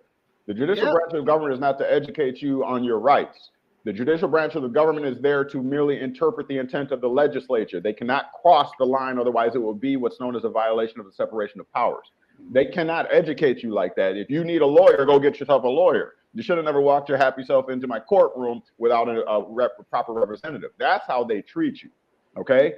Now, you just have to know the separation of powers. What is the purpose of the judiciary? If you knew that, you wouldn't even come in there without proper representation, or you would properly educate yourself. So it's not them that are being tyrannical per se, or participating in sedition. It's more the ignorance of the people. And when the people don't know their rights, they have none. Mm-hmm. That's what's going on. So if people are feeling disenfranchised today, it's because we have been dumbed down in the public school system. Now, let me just address that. The public school system was not there to educate you in how to beat the system. What sense would that make? No, it's not there to educate you on the proper elements of the economy either. It's merely there to make you what? A productive citizen. Yep. And when people understand that, you will stop saying that it's the government's fault they didn't educate us properly. They never promised you that they would educate you properly. What they want you to be is a good, productive citizen. That's it. Now, if you happen to come from a good name, if you happen to save up your scruples, your monies, and your dimes, your pennies, and nickels, being a wise, what they call a steward of your finances, right? If you happen to be proficient in the art of delayed gratification as opposed to instant gratification, then maybe you'll save up so that you can go to the higher educational levels and learn the secrets of the society and the esoteric meanings of words. You can't, nobody's taking that from you. In fact, you don't even have to go to a college. You can save up your money, go to the local Goodwill like I did, and build up your own library and come out hitting them over the head with the law. You can do that. But what are you spending your time doing is the question. With that, I yield. Go ahead, Sam. Yeah, no, Courtney, you're 100% right, and I agree with everything you just said. There's nothing to contend with that, and that's exactly what happened. And I guess that's what I'm saying. I mean, folks have a decision to make. People that are watching this video, and they got a decision to make. Do you are you going to spend your time watching? I don't know, whatever TV shows, football, yeah, whatever TV show is popular anymore, and not put your nose to the grindstone, because it's the only way you're going to get change. Or Courtney's route, and I agree with it, if people want to stay in the system, and Courtney is very knowledgeable on these trusts, and I encourage anybody to really get educated and do a lot of homework for yourself as well. So thanks for that, Sam. Let's get to some of these. I'll let you address some of these questions. So Josh says a corporation can step out of its sovereignty by engaging in certain conduct like commerce. You want to address that, or you? Again, I have to go to what the real quick so people can understand where I come from. I believe a little bit differently than Courtney, obviously, and I'm not whatever. I believe that there is only one Article 3 court left to answer questions like Josh just posted. I believe the reason why I believe that there's only one Article 3 court left in the United States of America, which is the United States Supreme Court, is because that's the only court where judges have what's called lifetime tenure. If you read the case of Northern Pipeline, any tribunal that has a judge sitting on it for a period of time, like 4 years or 3 years, then it's not a judicial court. So I try not to give, they're legislative court decisions, anything other than a lifetime tenure. So if you read the case of Northern Pipeline, there's only one judicial case left out there. So you got to go back to the Clearfield Doctrine here to answer that. And I think if you guys spend time reading that case, studying that case, it's very accurate. And I think it'll address this question. All right. Yeah, I'm going to definitely spend some time reading over that myself. Thanks for that, Sam. Here's the next question. United States versus Burr as well. U.S. versus BURR. All right. United States versus Burr. Awesome. Josh says, or is lesser corporate body created upon the sovereign's engagement in commerce? Or is a lesser corporate body created upon the sovereign's engagement? Yeah, exactly. In other words, again, the United States, okay, to sue your state, all right, usually the state would enjoy what's known as sovereign immunity. But like I agree with Sam in that if that state participates in something that the law clearly says will waive their sovereign immunity, and they do that, that means they have knowledge that they're encroaching into an area that will put them in jeopardy and waive that sovereign immunity. They can make that choice. And in fact, I've actually come across the case or what have you, or the laws that stated that, yeah, because I was looking to sue the state of Wisconsin, and actually they threw my case out because of the fact that of their sovereign immunity. And what they said was, the state has to give permission to sue it. Now, what does that permission look like? What form does that take? Just what I just stated. Okay, basically, if the state does something after they've been made aware that if you do this, it waives your sovereign immunity, then by default, that's them giving you permission to sue because they want to participate in that commercial activity. And so I agree with Sam on that. I agree with Josh on that. But yes, to answer your question, Josh, yes, they can descend, okay, into a lower And status. for example, this Courtney, I have not, when I'm dealing with these people, I have a recording device, and because in Wisconsin you can do that legally. So when I called the Department of Children and Families, we actually put in a guy I know in Wisconsin put in a request for a public records request to for a full accounting of how the judge is getting paid in his Title 40 matters, child support matter. Child support enforcement. Yeah. And the Department of Children and Families is a legitimate state administrative agency. Mm-hmm. But department, yep. Right. But they wouldn't address his public records request. It actually went to another woman as part of their legal team. Now, if it's a legitimate state agency, meaning the Title 40 agency in regards to child support, DCF, who represents them, is always going to be the Attorney General. The Attorney General is the lawyer for the executive branch agencies in Wisconsin. And here, which is Josh Call or whoever, Josh Call, I think is still in there.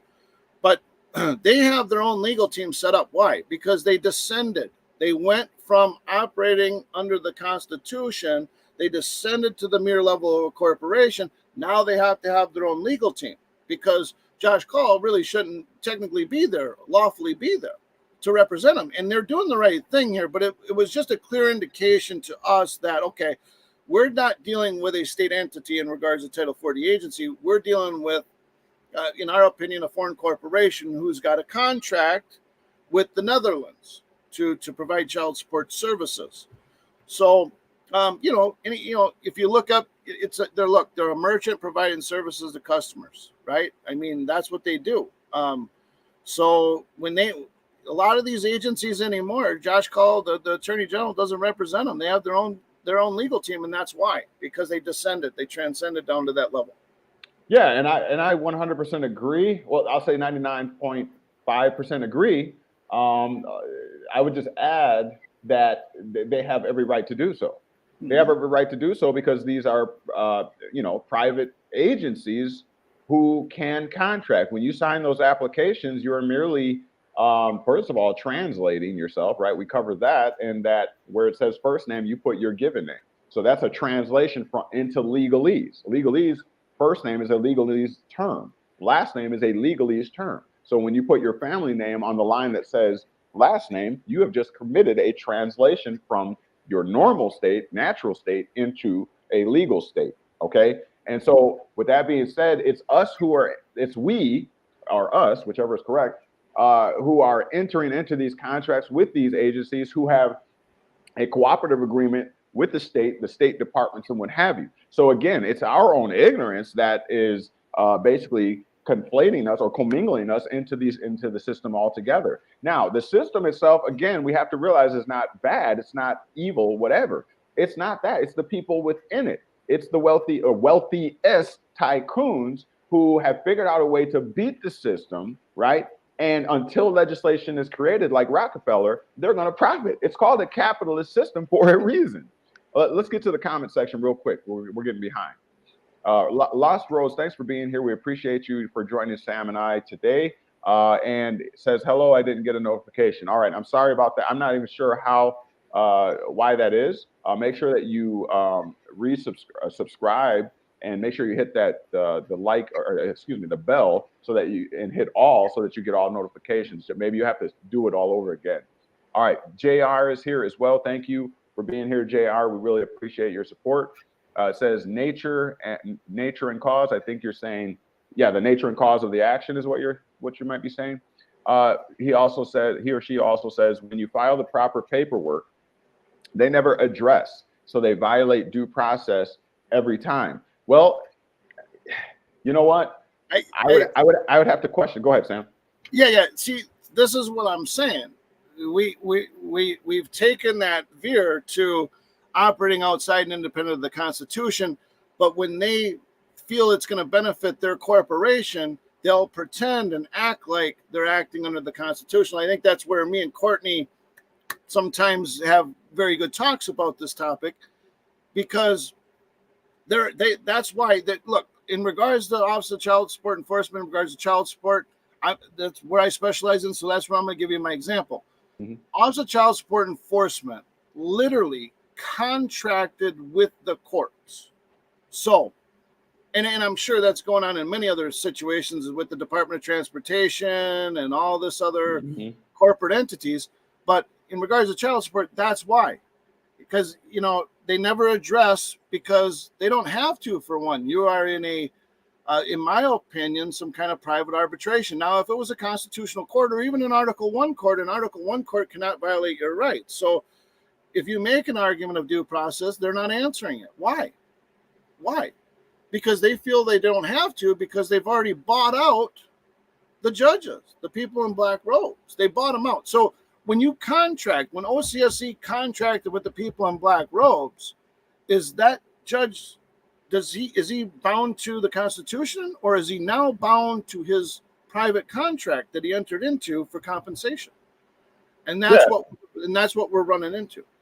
So let me ask you a question. In contemplation of the law, what makes the law? What makes the law? Mm-hmm. Can you rephrase that somehow? Sure, not a trick question. So what I'm trying to get at is the contract. The contract is what makes the law. What is the Constitution itself? I see what you're saying. I don't think it makes the law.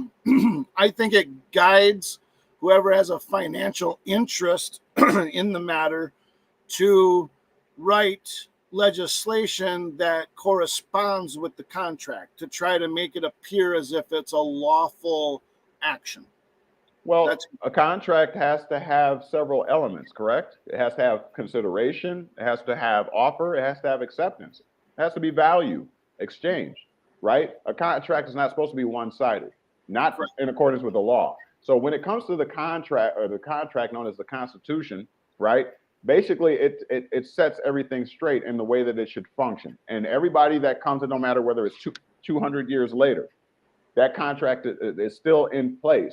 And that is and it is going in accordance with the terms and conditions that the forefathers had established way back when. Okay. And so with that being said, same thing goes with you and your right to unlimited contract, where no state shall impair the obligation of a contract in Article 1, Section 10 of the Constitution. Same thing applies to you. Whatever you put in your trust document, that's a contract. And it's called a trust indenture. Whatever terms and conditions you put in there, and once you sign off and have it notarized and witnessed and all that kind of stuff, the terms of that contract make the law. And in fact, when you go and there's a question of law or fact or whatever, and going to your contract, the judge is not going to look to the Constitution to determine your contract. Nope. The judge is going to go right to the verbiage of your contract to see that whether there are any ambiguities or if there is anything that is inconsistent in it, and they're going to see what the plain word, the plain terminology of that contract states. That's all there is to it. They're not going to go to state law. They're not. They're going to go to the plain language of the contract. And if there's any ambiguities, then they're going to go to the legal dictionary of what an average individual's understanding would be of those terms and conditions in that contract. Sure, so, you know, that may be true, but what's happening is these contracts that the government are entering, the so-called government's entering into, should be for the benefit of the people. And 99% of the time now, in today's world, it's in the benefit of the private corporations. So wait, you're not making the distinction. It's a usurpation of power to pretend and act like you're acting under the organic constitution for the people, and now acting under it in a contractual way, basically taking advantage of the Constitution to exercise their ability to contract for their own private gain. And that's exactly what's going on. And like you said, Rockefellers, I mean, it's for their private gain. These contracts aren't for the people anymore. So if they're not for the people, then they're usurping their power. Do you think that the contracts under the Standard Oil Company and the trust by Rockefeller were intended for the benefit or not for the benefit of the people? I mean, or do you think he was just running business under contracts? Well, you know, it's no different than you have to have insurance on your automobile anymore, and any other code or statute that benefits private corporations. And if people don't understand. That's not constitutional, though. No, it's not. Right. So what I said is you got to remember there's a divide. Don't conflate. I always divide them. I'm dividing them. You have the one that acts outside and independent of the Constitution acting and pretending they're acting under the Constitution to get away with the constitutional amendments that you're using for these people to contract. Well, why would they be pretending when they have every right under Article 1, Section 10 When the United States government engages in commerce, they descend to a corporation. So they got to try to hide under the Constitution to claim sovereignty. Well, why doesn't a private individual like let's say Jeff Bezos or Tesla dude, why don't they just create their own agency and contracts and start their own business and then run things the way that they want to? Why does it have to be a government? Why does it have to be the government trying to act as if it's something that it's not? Because maybe Jeff Bezos and those guys didn't pay the people in political power enough money. I don't know. I don't know. Well, that's called lobbying. We know that happens. Yeah. But that's what I was going to before. That's what fascism and communism are. It's big business and big government when they merge. That's what it is. Yeah. Yep. But I guess what I'm saying is it's not. What we have going on here today in this world is you have a Congress who acts outside and independent of the Constitution, who, when it comes to when we, the people, fight back against them or challenge them or question them even. Everybody's got a right to petition the government, right, or ask questions. When we do that, like JR mentioned in his comment, they won't answer you. But they're supposed to be our servants, right? So the Congress is? No, I'm talking about when we come in, Congress acts outside and independent of the Constitution, but when it comes down to operating a federal program, so to speak, they're operating it for Congress. Congress wrote it, right? Or the Social Security Act, an entity that Congress created, is writing rules. Okay? And go ahead. Well, the Code of Federal Regulations, right? So no, I'm talking about the Social Security Act. I'm talking about the Code of Federal Regulations. Right.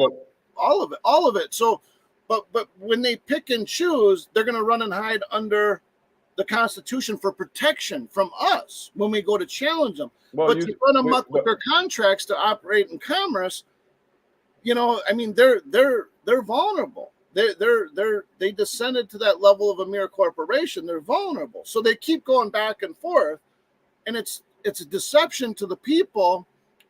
In my opinion, that's constitutional. It's an okay Article 1 court. It's fine. I mean, it's a legitimate court. No, you can't have it both ways, and that's exactly what they're doing. They're having it both ways. Oh, I'm going to contract over here and make a bunch of money with all the people who lobbied for it. And wait, we got someone suing us, so we're going to run under the Constitution and say, it's an Article 1 court. It's legitimate, and everything's fine. Well, if they're doing commerce, can they run under the Constitution? If they're doing commerce, can they operate under the Constitution? No. Can they run underneath the Constitution, or are they being regulated by the commercial body known as UCC? Well, I don't. I think the question to answer is when we go into their tribunals under what they're operating in commerce, we should be able to be told the truth to how we're being operated so that we can deal with it accordingly. So you're saying that the judicial branches should educate us on how commerce works? I don't think they should educate you, but like JR said, when you file the proper paperwork, and if you're coming in and saying, well, I must fall under the UCC because that governs all contracts, and they say, oh, no, the UCC code doesn't apply here, or simply don't ignore it, we have a problem.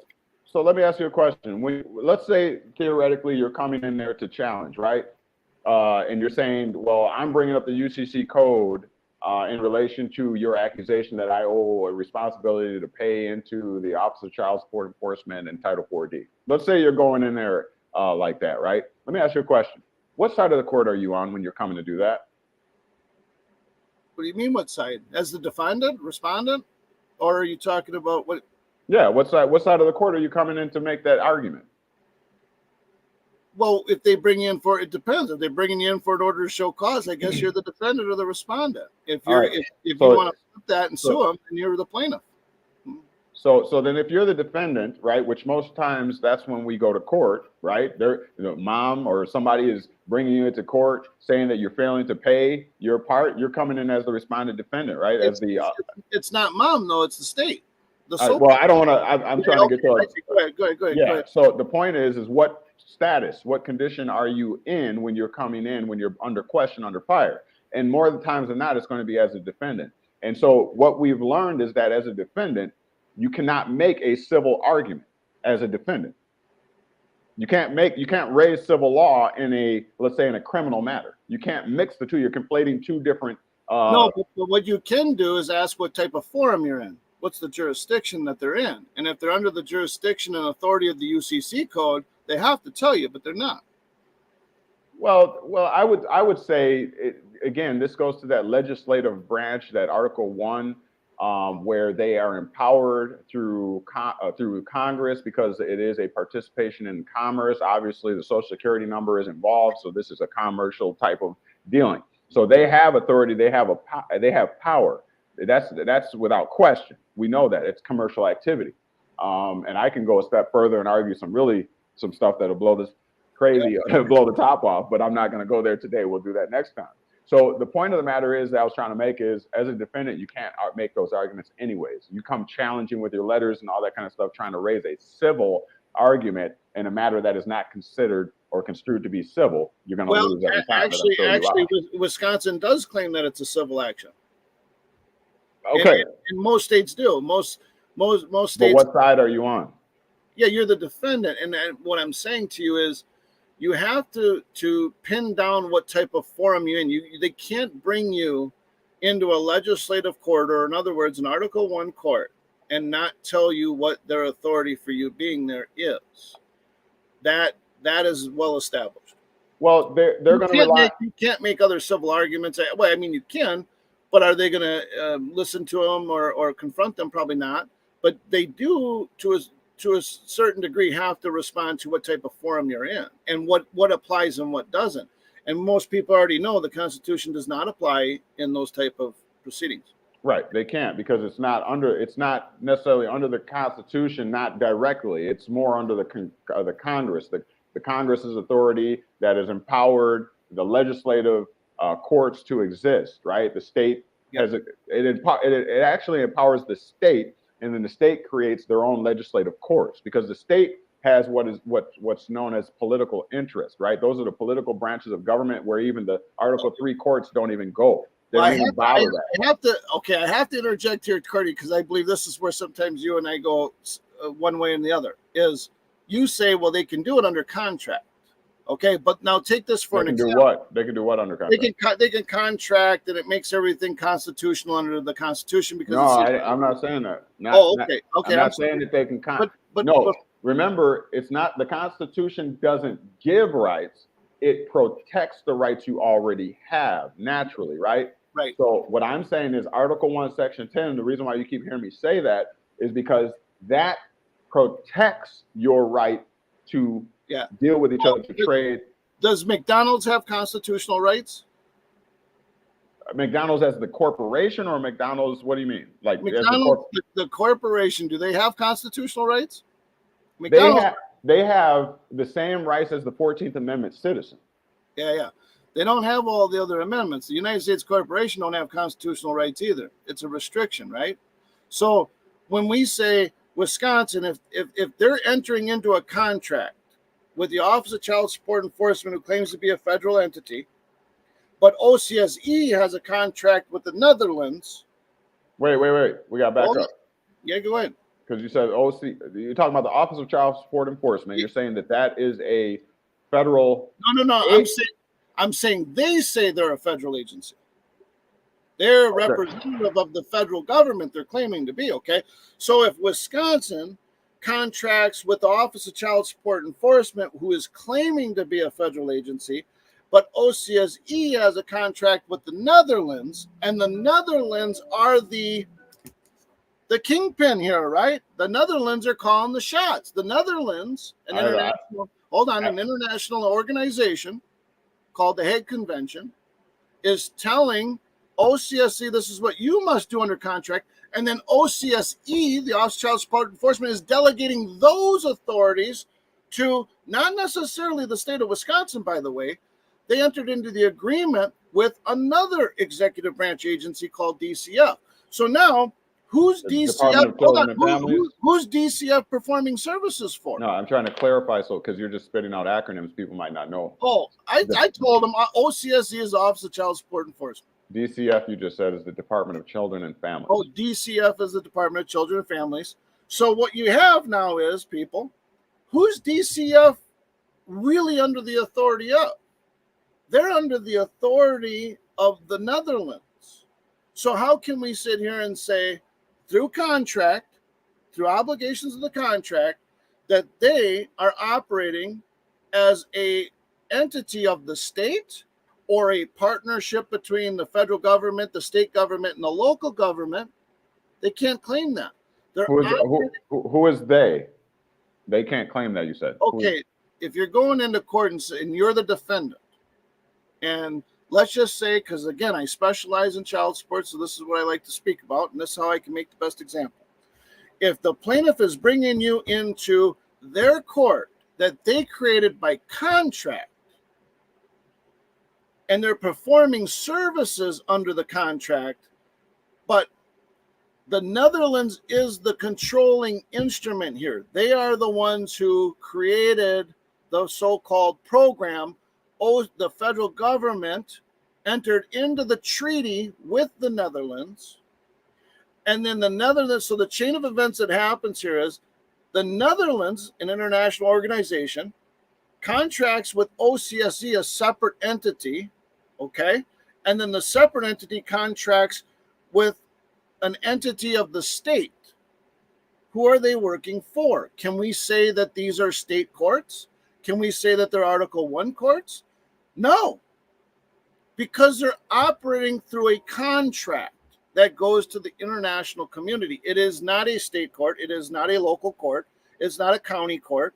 It's a Hague court, a private international law tribunal, because that's where the power is coming from. It's not coming from state government. They have the ability to enter into a contract, sure, but they're not operating under their own authority. They're operating pursuant to a contract of the international community. And that's basically nowadays how the federal government is really operating. It's all done under treaties and agreements, like you say, contracts. That's true. But in regards to child support, when they bring you into there, it's not a state court. It's not an Article 1 court. It's a court created by contract that operates under the Hague Convention. And for most people out there, I encourage you to read about UNIDROIT. UNIDROIT's the kingpin of the international community. They push their political agendas, okay, from the world's most richest people in the world to enslave us as men or women. And that's how they're getting away with it. And they'll always claim, oh, well, it's a legitimate court to the state government because we put legislation in there that corresponds with the contract. But the authority of that court to operate is not through the state. It's not through the federal government. It's through an international organization. Okay. And that's my take on it. All right, so I was just looking over that while you were saying that. The Hague is known as the home of international law and arbitration, the International Court of Justice, the main judicial arm of the United Nations.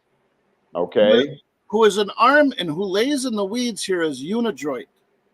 Okay, so let me just, so what my point is that their claim is that the Hague is home of the international law and arbitration having to do with the United Nations. So we know what generally, we know the United Nations is an international body, right? Basically enforcing human rights and what have you. So we now know that the Hague is kind of lumped into that. So I wouldn't have any problem with there being an international body, even involving child support, because of the fact that you might move from the United States. You might still be a United States citizen, but you might move to another country.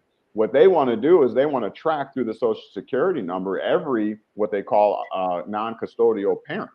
So I really don't, for whatever purposes, whatever side of the aisle. I agree. I understand what you're saying. And look, I'm not encouraging anybody not to take care of their kids. Okay. But what we live in is a world where the United States Department of Health and Human Services is continuously entering into treaties with international organizations that are making decisions in the best interest of your offspring. That's where the line is drawn with Troy and I. Sure, if I move to another country, should mom still have financial support because I'm not part of the kid's life? Absolutely, sure. But that's not the purpose of what they're doing here. They have made, through treaties, through international organizations, money, power, have bought out the corporation, the United States, and they're forcing vaccinations upon our kids. Well, let's not get into that. Yeah, I know, but you know what I'm saying. That's what's happening here. And it's not just about child support. It's about our offspring, our custody with our kids. You know what I mean? That's what it's really about. Certain elements of that, I will agree with. I fight battles for, with people all the time about or for people, whatever, right? So I'm not against the whole child support issue and the conspiracy there. Yeah, not holistically, comprehensively. But what I will say is this. The Hague Convention is known for more than just child support or a contract with the Department of Children and Families or whatever. We have an international law.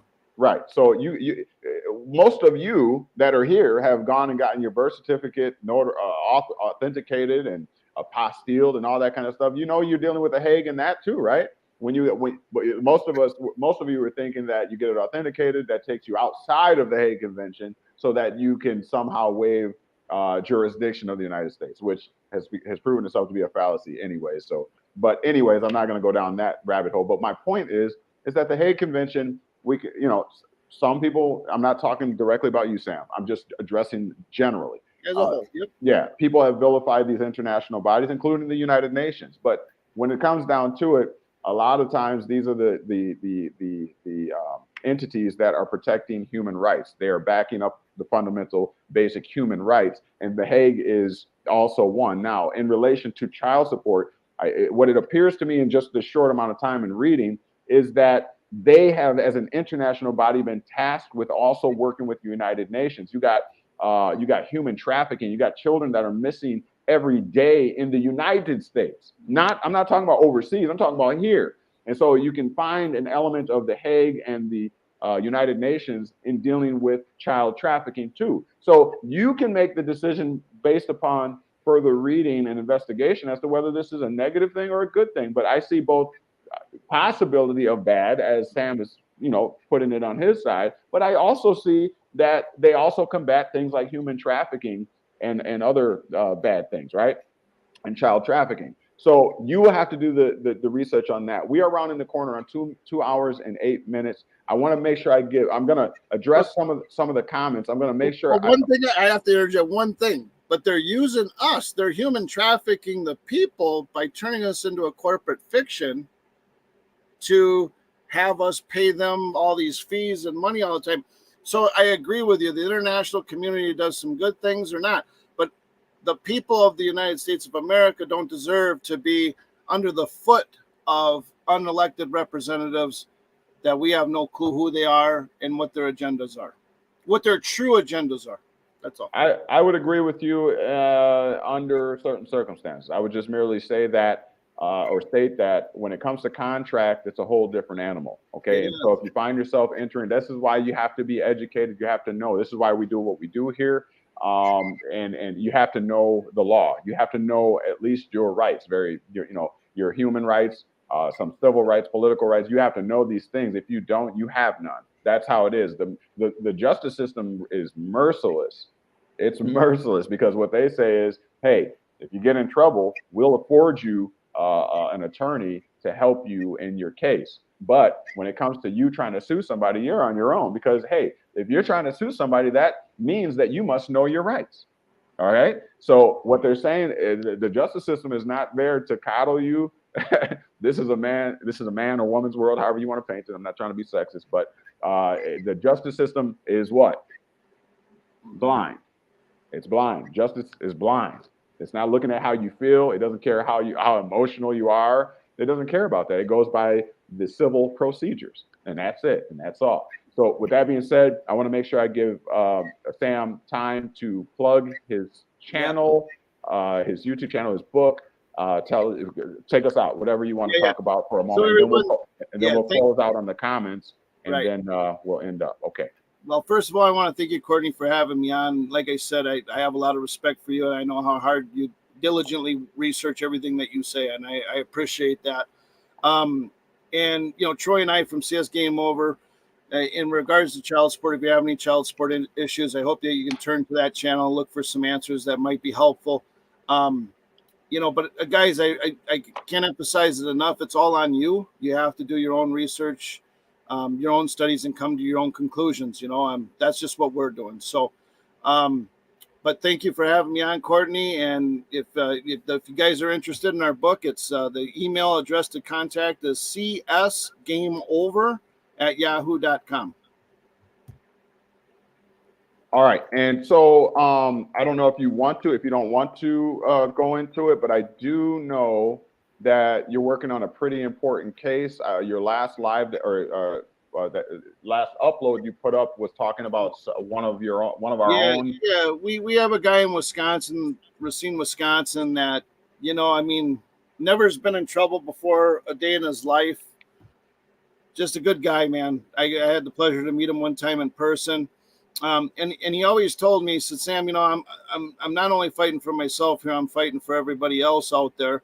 Long story short, through his dealings in questioning the authority and challenging these people in the federal courts and the Court of Appeals, I mean, this guy fought his heart out for not only himself, but everybody in Wisconsin and basically across the globe, or at least in the United States. And they retaliated against him, and that's something that, you know, obviously you've got to be a precaution for. It shouldn't be, right? But there is. And then they ultimately arrested him. They charged him with a bunch of crimes, and I don't know all the details to that, but they pulled him over, arrested him. They put him in jail with a $10,000 cash bail after they already froze all of his bank accounts. Basically put him so far in debt with his home that he told me last time I talked to him, he only had $400 a month to live on. That's to pay his property taxes, pay his utilities, food, groceries, gas, you name it. The man's incarcerated. So the first 100 books that we're selling is going to go towards to help get Nate out. So appreciate any support that you guys could provide. Awesome. And as you see across the bottom of the screen there, get the book, CS Game Over. And Sam and Troy are not new to this. They're true to this. They've been doing this. They've been diligent. Check them out at CS Game Over on the YouTube channel.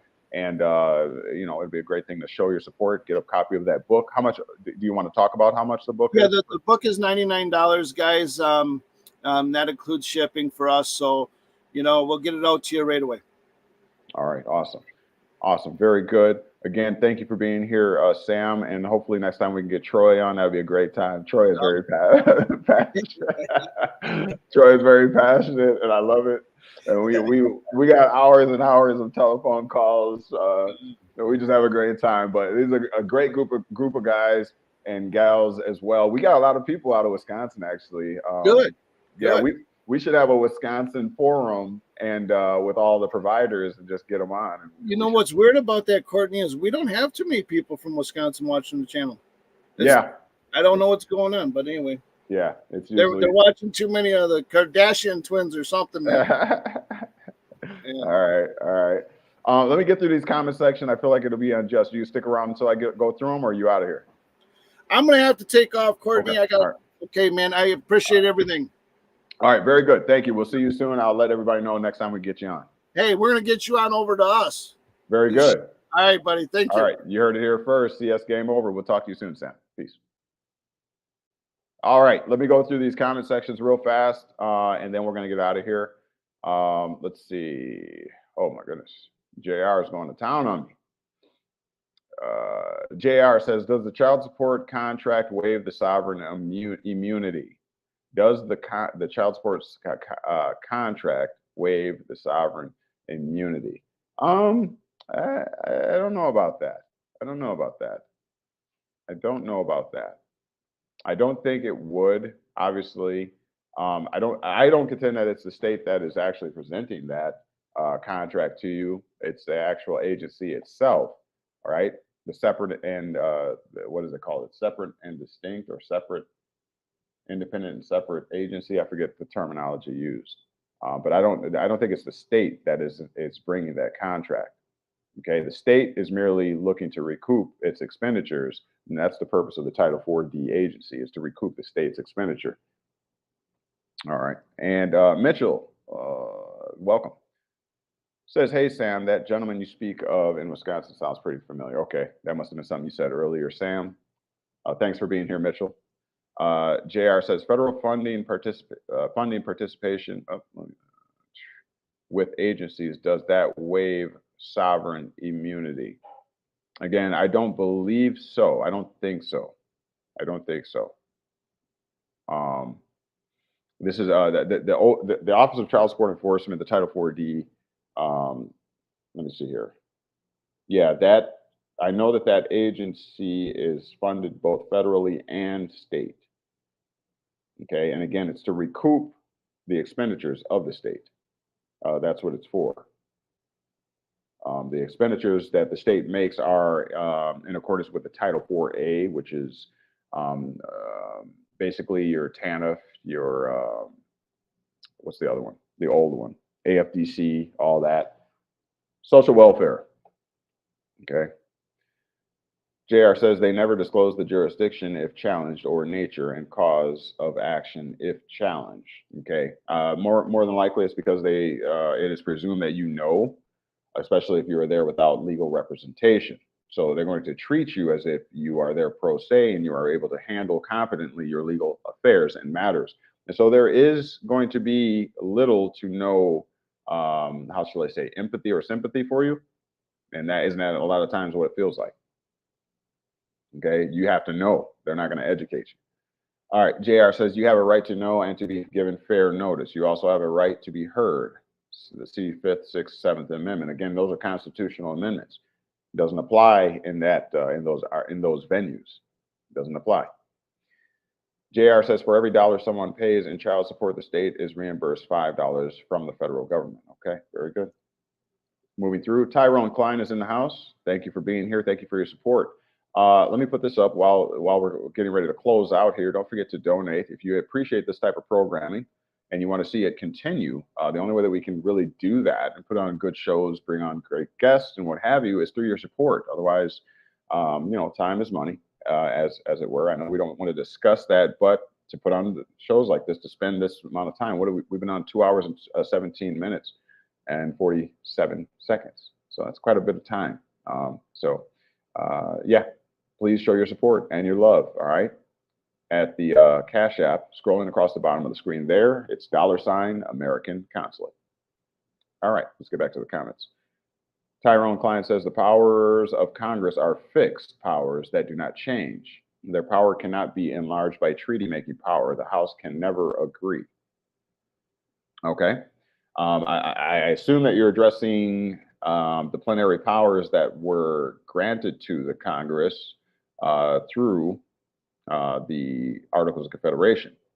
Okay, so those powers are extant. They're still there. Congress still regulates commerce and trade. That's the governing body for it. Okay. JR says, when you ask for the contract, they never provide it.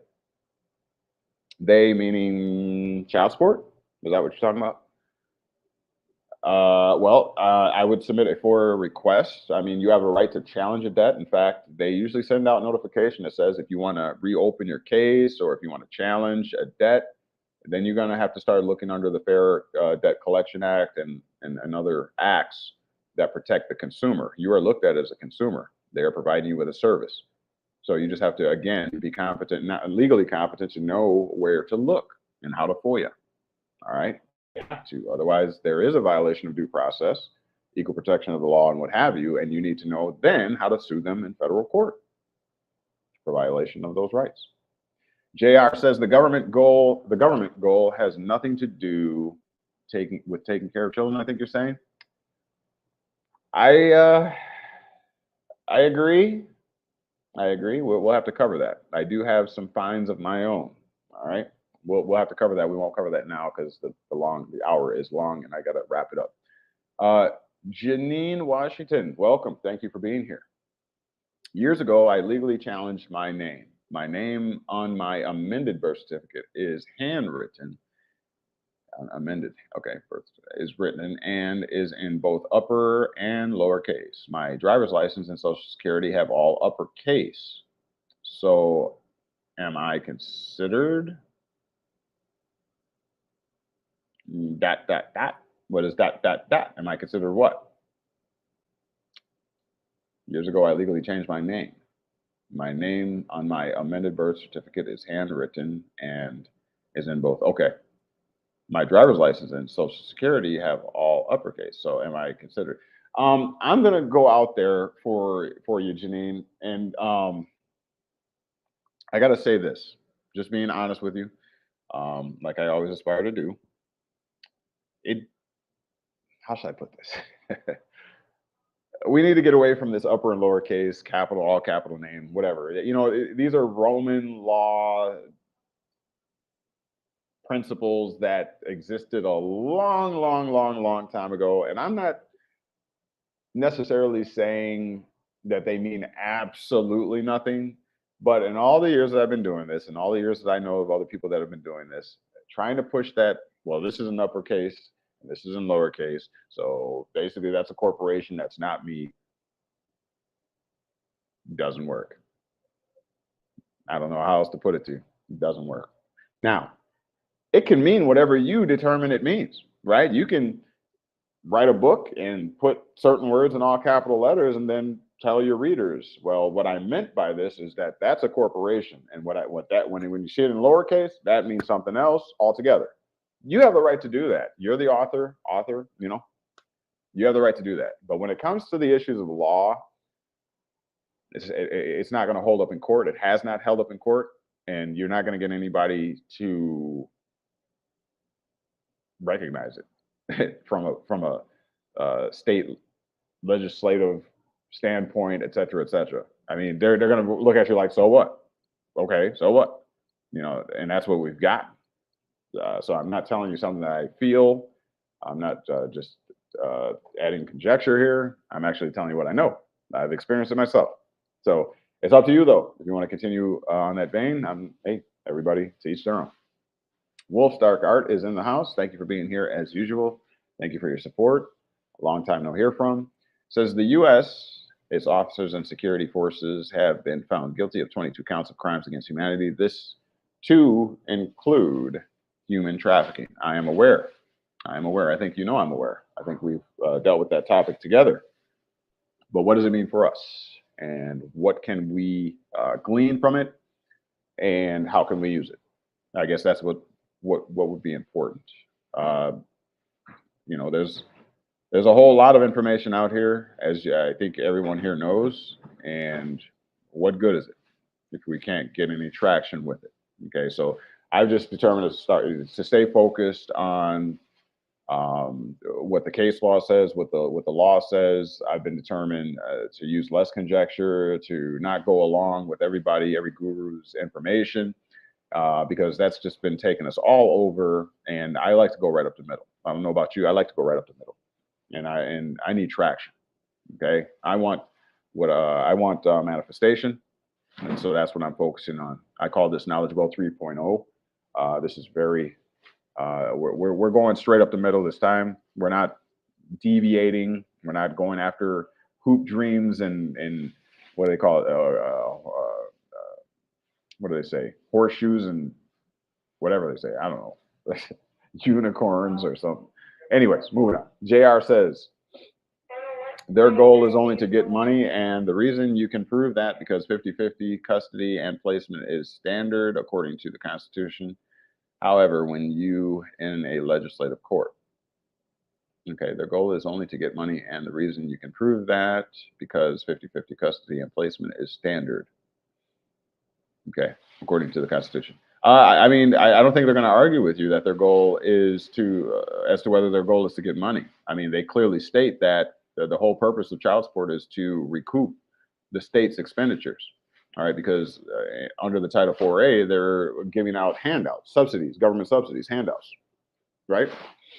So they want to recoup that, the state expenditures. I mean, you're probably a taxpayer, other people are taxpayers, and maybe they don't particularly want to support somebody else. And so what they're saying is, this is how we recruit. We get government grants and funding, right, to help support our citizens. Yeah. Perspective.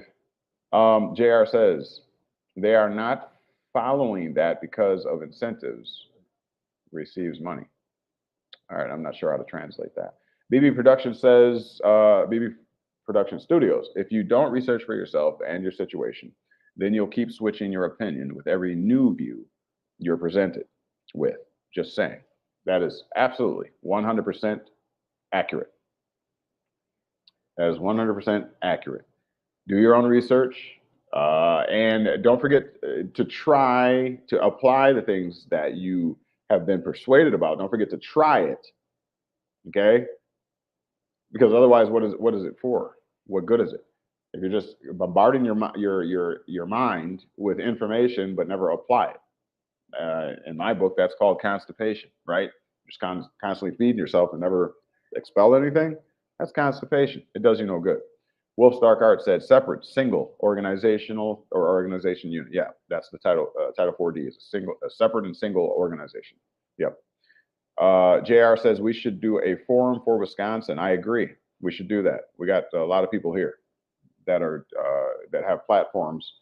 It would be nice to get everybody together. I'll see what I can do. Janine Washington says 14th U.S. citizen, 14th U.S. citizen, 14th Amendment U.S. citizen. I'm not sure the context of your question. It appears your question. 14th U.S. citizen. You have to qualify what the question is. Mitchell says, JR, I'd be down for a forum in Wisconsin. All right, awesome. Well, again, let me put up the email. If anybody would be interested in joining us on that forum or creating a forum, we have a wealth of knowledge. We pride ourselves in less conjecture, more fact-based information. And please go back in the archives. I put a lot of our content over on our Patreon. That's where you want to go, because I'm not going to put up the hard-hitting information necessarily. We've just learned our lesson in doing that. And so we're looking for people of like faith, like-minded people to join us over at our Patreon. And there you can have unfettered access to all of our content, okay? I will leave up a good number of videos that I do throughout the week and whatever. I leave up our Sunday lives, Day of Inspiration. I leave that stuff up. So if you like free stuff, it's there for you. But if you want to invest in your education and you want to support us at the same time, please come over to our Patreon. Join us today. You have 4 different tiers. It's just showing the level of value that you find here at Knowledge Well Media. But if you want to just join for the lowest tier, which is $15 a month, hey, it's a great way to support me and build that morale in what I'm doing here. If you enjoy this type of information, and you become part of the team, and we can create those larger forums and community. All right. So please show your love and your support if you believe in what it is that we are doing here to show your support and love. Okay. Let's see. Finish up the comments here. Janine says, I do not have a court case. Just trying to learn more about my position. Thank you for all your content. Absolutely. Yes, status is very key and very important. We have uncovered a lot of things regarding status that has definitely been misunderstood and misrepresented involving it. So again, please look at our archives. Make sure you, if you haven't already, would you do me a big favor? Would you just show your support in one way or the other? Would you just give us a thumbs up? Just take a few seconds here. Look down there at the bottom of the window there and just hit that thumbs up button for us. It means a great deal to content providers like myself, who oftentimes, a lot of people aren't parting with little gifts of finances and all that kind of stuff. So what are we left with? I love helping people, though. I do. I don't mind that. But it's been 2.5 hours. It'd be nice to be supported in that way. So please, if you haven't already, just take a few seconds to hit that thumbs up button down below the video here. Even if you're watching on replay, please hit that thumbs up button for one time for your guy, for your boy. All right. And so, yeah, Janine, if you have any questions regarding status corrections and all that kind of stuff, we can definitely discuss that. Make sure you get a consultation with us. Again, I'll put up the email. This is how you get a consultation with us. We can have a one-on-one discussion. Look, times are hard right now. People are having a very hard time, stressful time, not very unsure with these fires and all the smoke and all this kind of stuff, and economical stability. And so we want to also present ourselves a full comprehensive service, right? So if you need somebody to talk to about these situations, to get some kind of clarity, to get some kind of not legal advice, but just, normal living advice, whatever, we want to make sure that we're available for you too. I love talking to you. And so feel free to hit us up at thatknowledgewell4u@gmail.com. That's our email. And just, put something in there, say, I'd like to talk with you for a little bit. Can we consult? And so the email is a way to do that. Once I get to know you more, I might even throw you a phone number. We can talk. I do Zooms and all that kind of stuff too. So, but everyone is not here for the right purpose. So I got to guard myself too. All right. So BB Productions, thank you. Again, there's the Patreon if you want to join for that Insiders Club type feel and information. That's the way you do it right there. All right. And Janine lastly says, yes, I obviously need a consultation. Thank you. All right. So again, there is the email. So I look forward to hearing from you, Janine, and anyone else. If you just want to have a friendly chat, a talk, or if you want to debate, if you like this type of, debating or whatever, then, feel free, hit me up at the Knowledge Well. If you have an adverse position or a different thought process, feel free to share. Okay. And maybe we'll have you on as well. With that being said, I am winded and tired and ready to go have some lunch. All right. Coming at you live from Wisconsin Dells. All right. Pretty cool place. Pretty cool place. It's supposed to be the largest water park in the world. That's what they say. So, but it's all right. I don't like getting on all those rides and all that. I'm too old for that now. Let the children do all that. But anyways, again, thank you for being here. Love you all. You've been a great support, and I look forward to more support. All right. Hit us up at that Cash App, $ American Consulate. We'll talk to you next time. And now, guess what? You've been made free. The question is, what are you going to do with it? Talk to you soon. Love you. See you, if not before, next week for our Sunday live inspiration, Day of the Sun.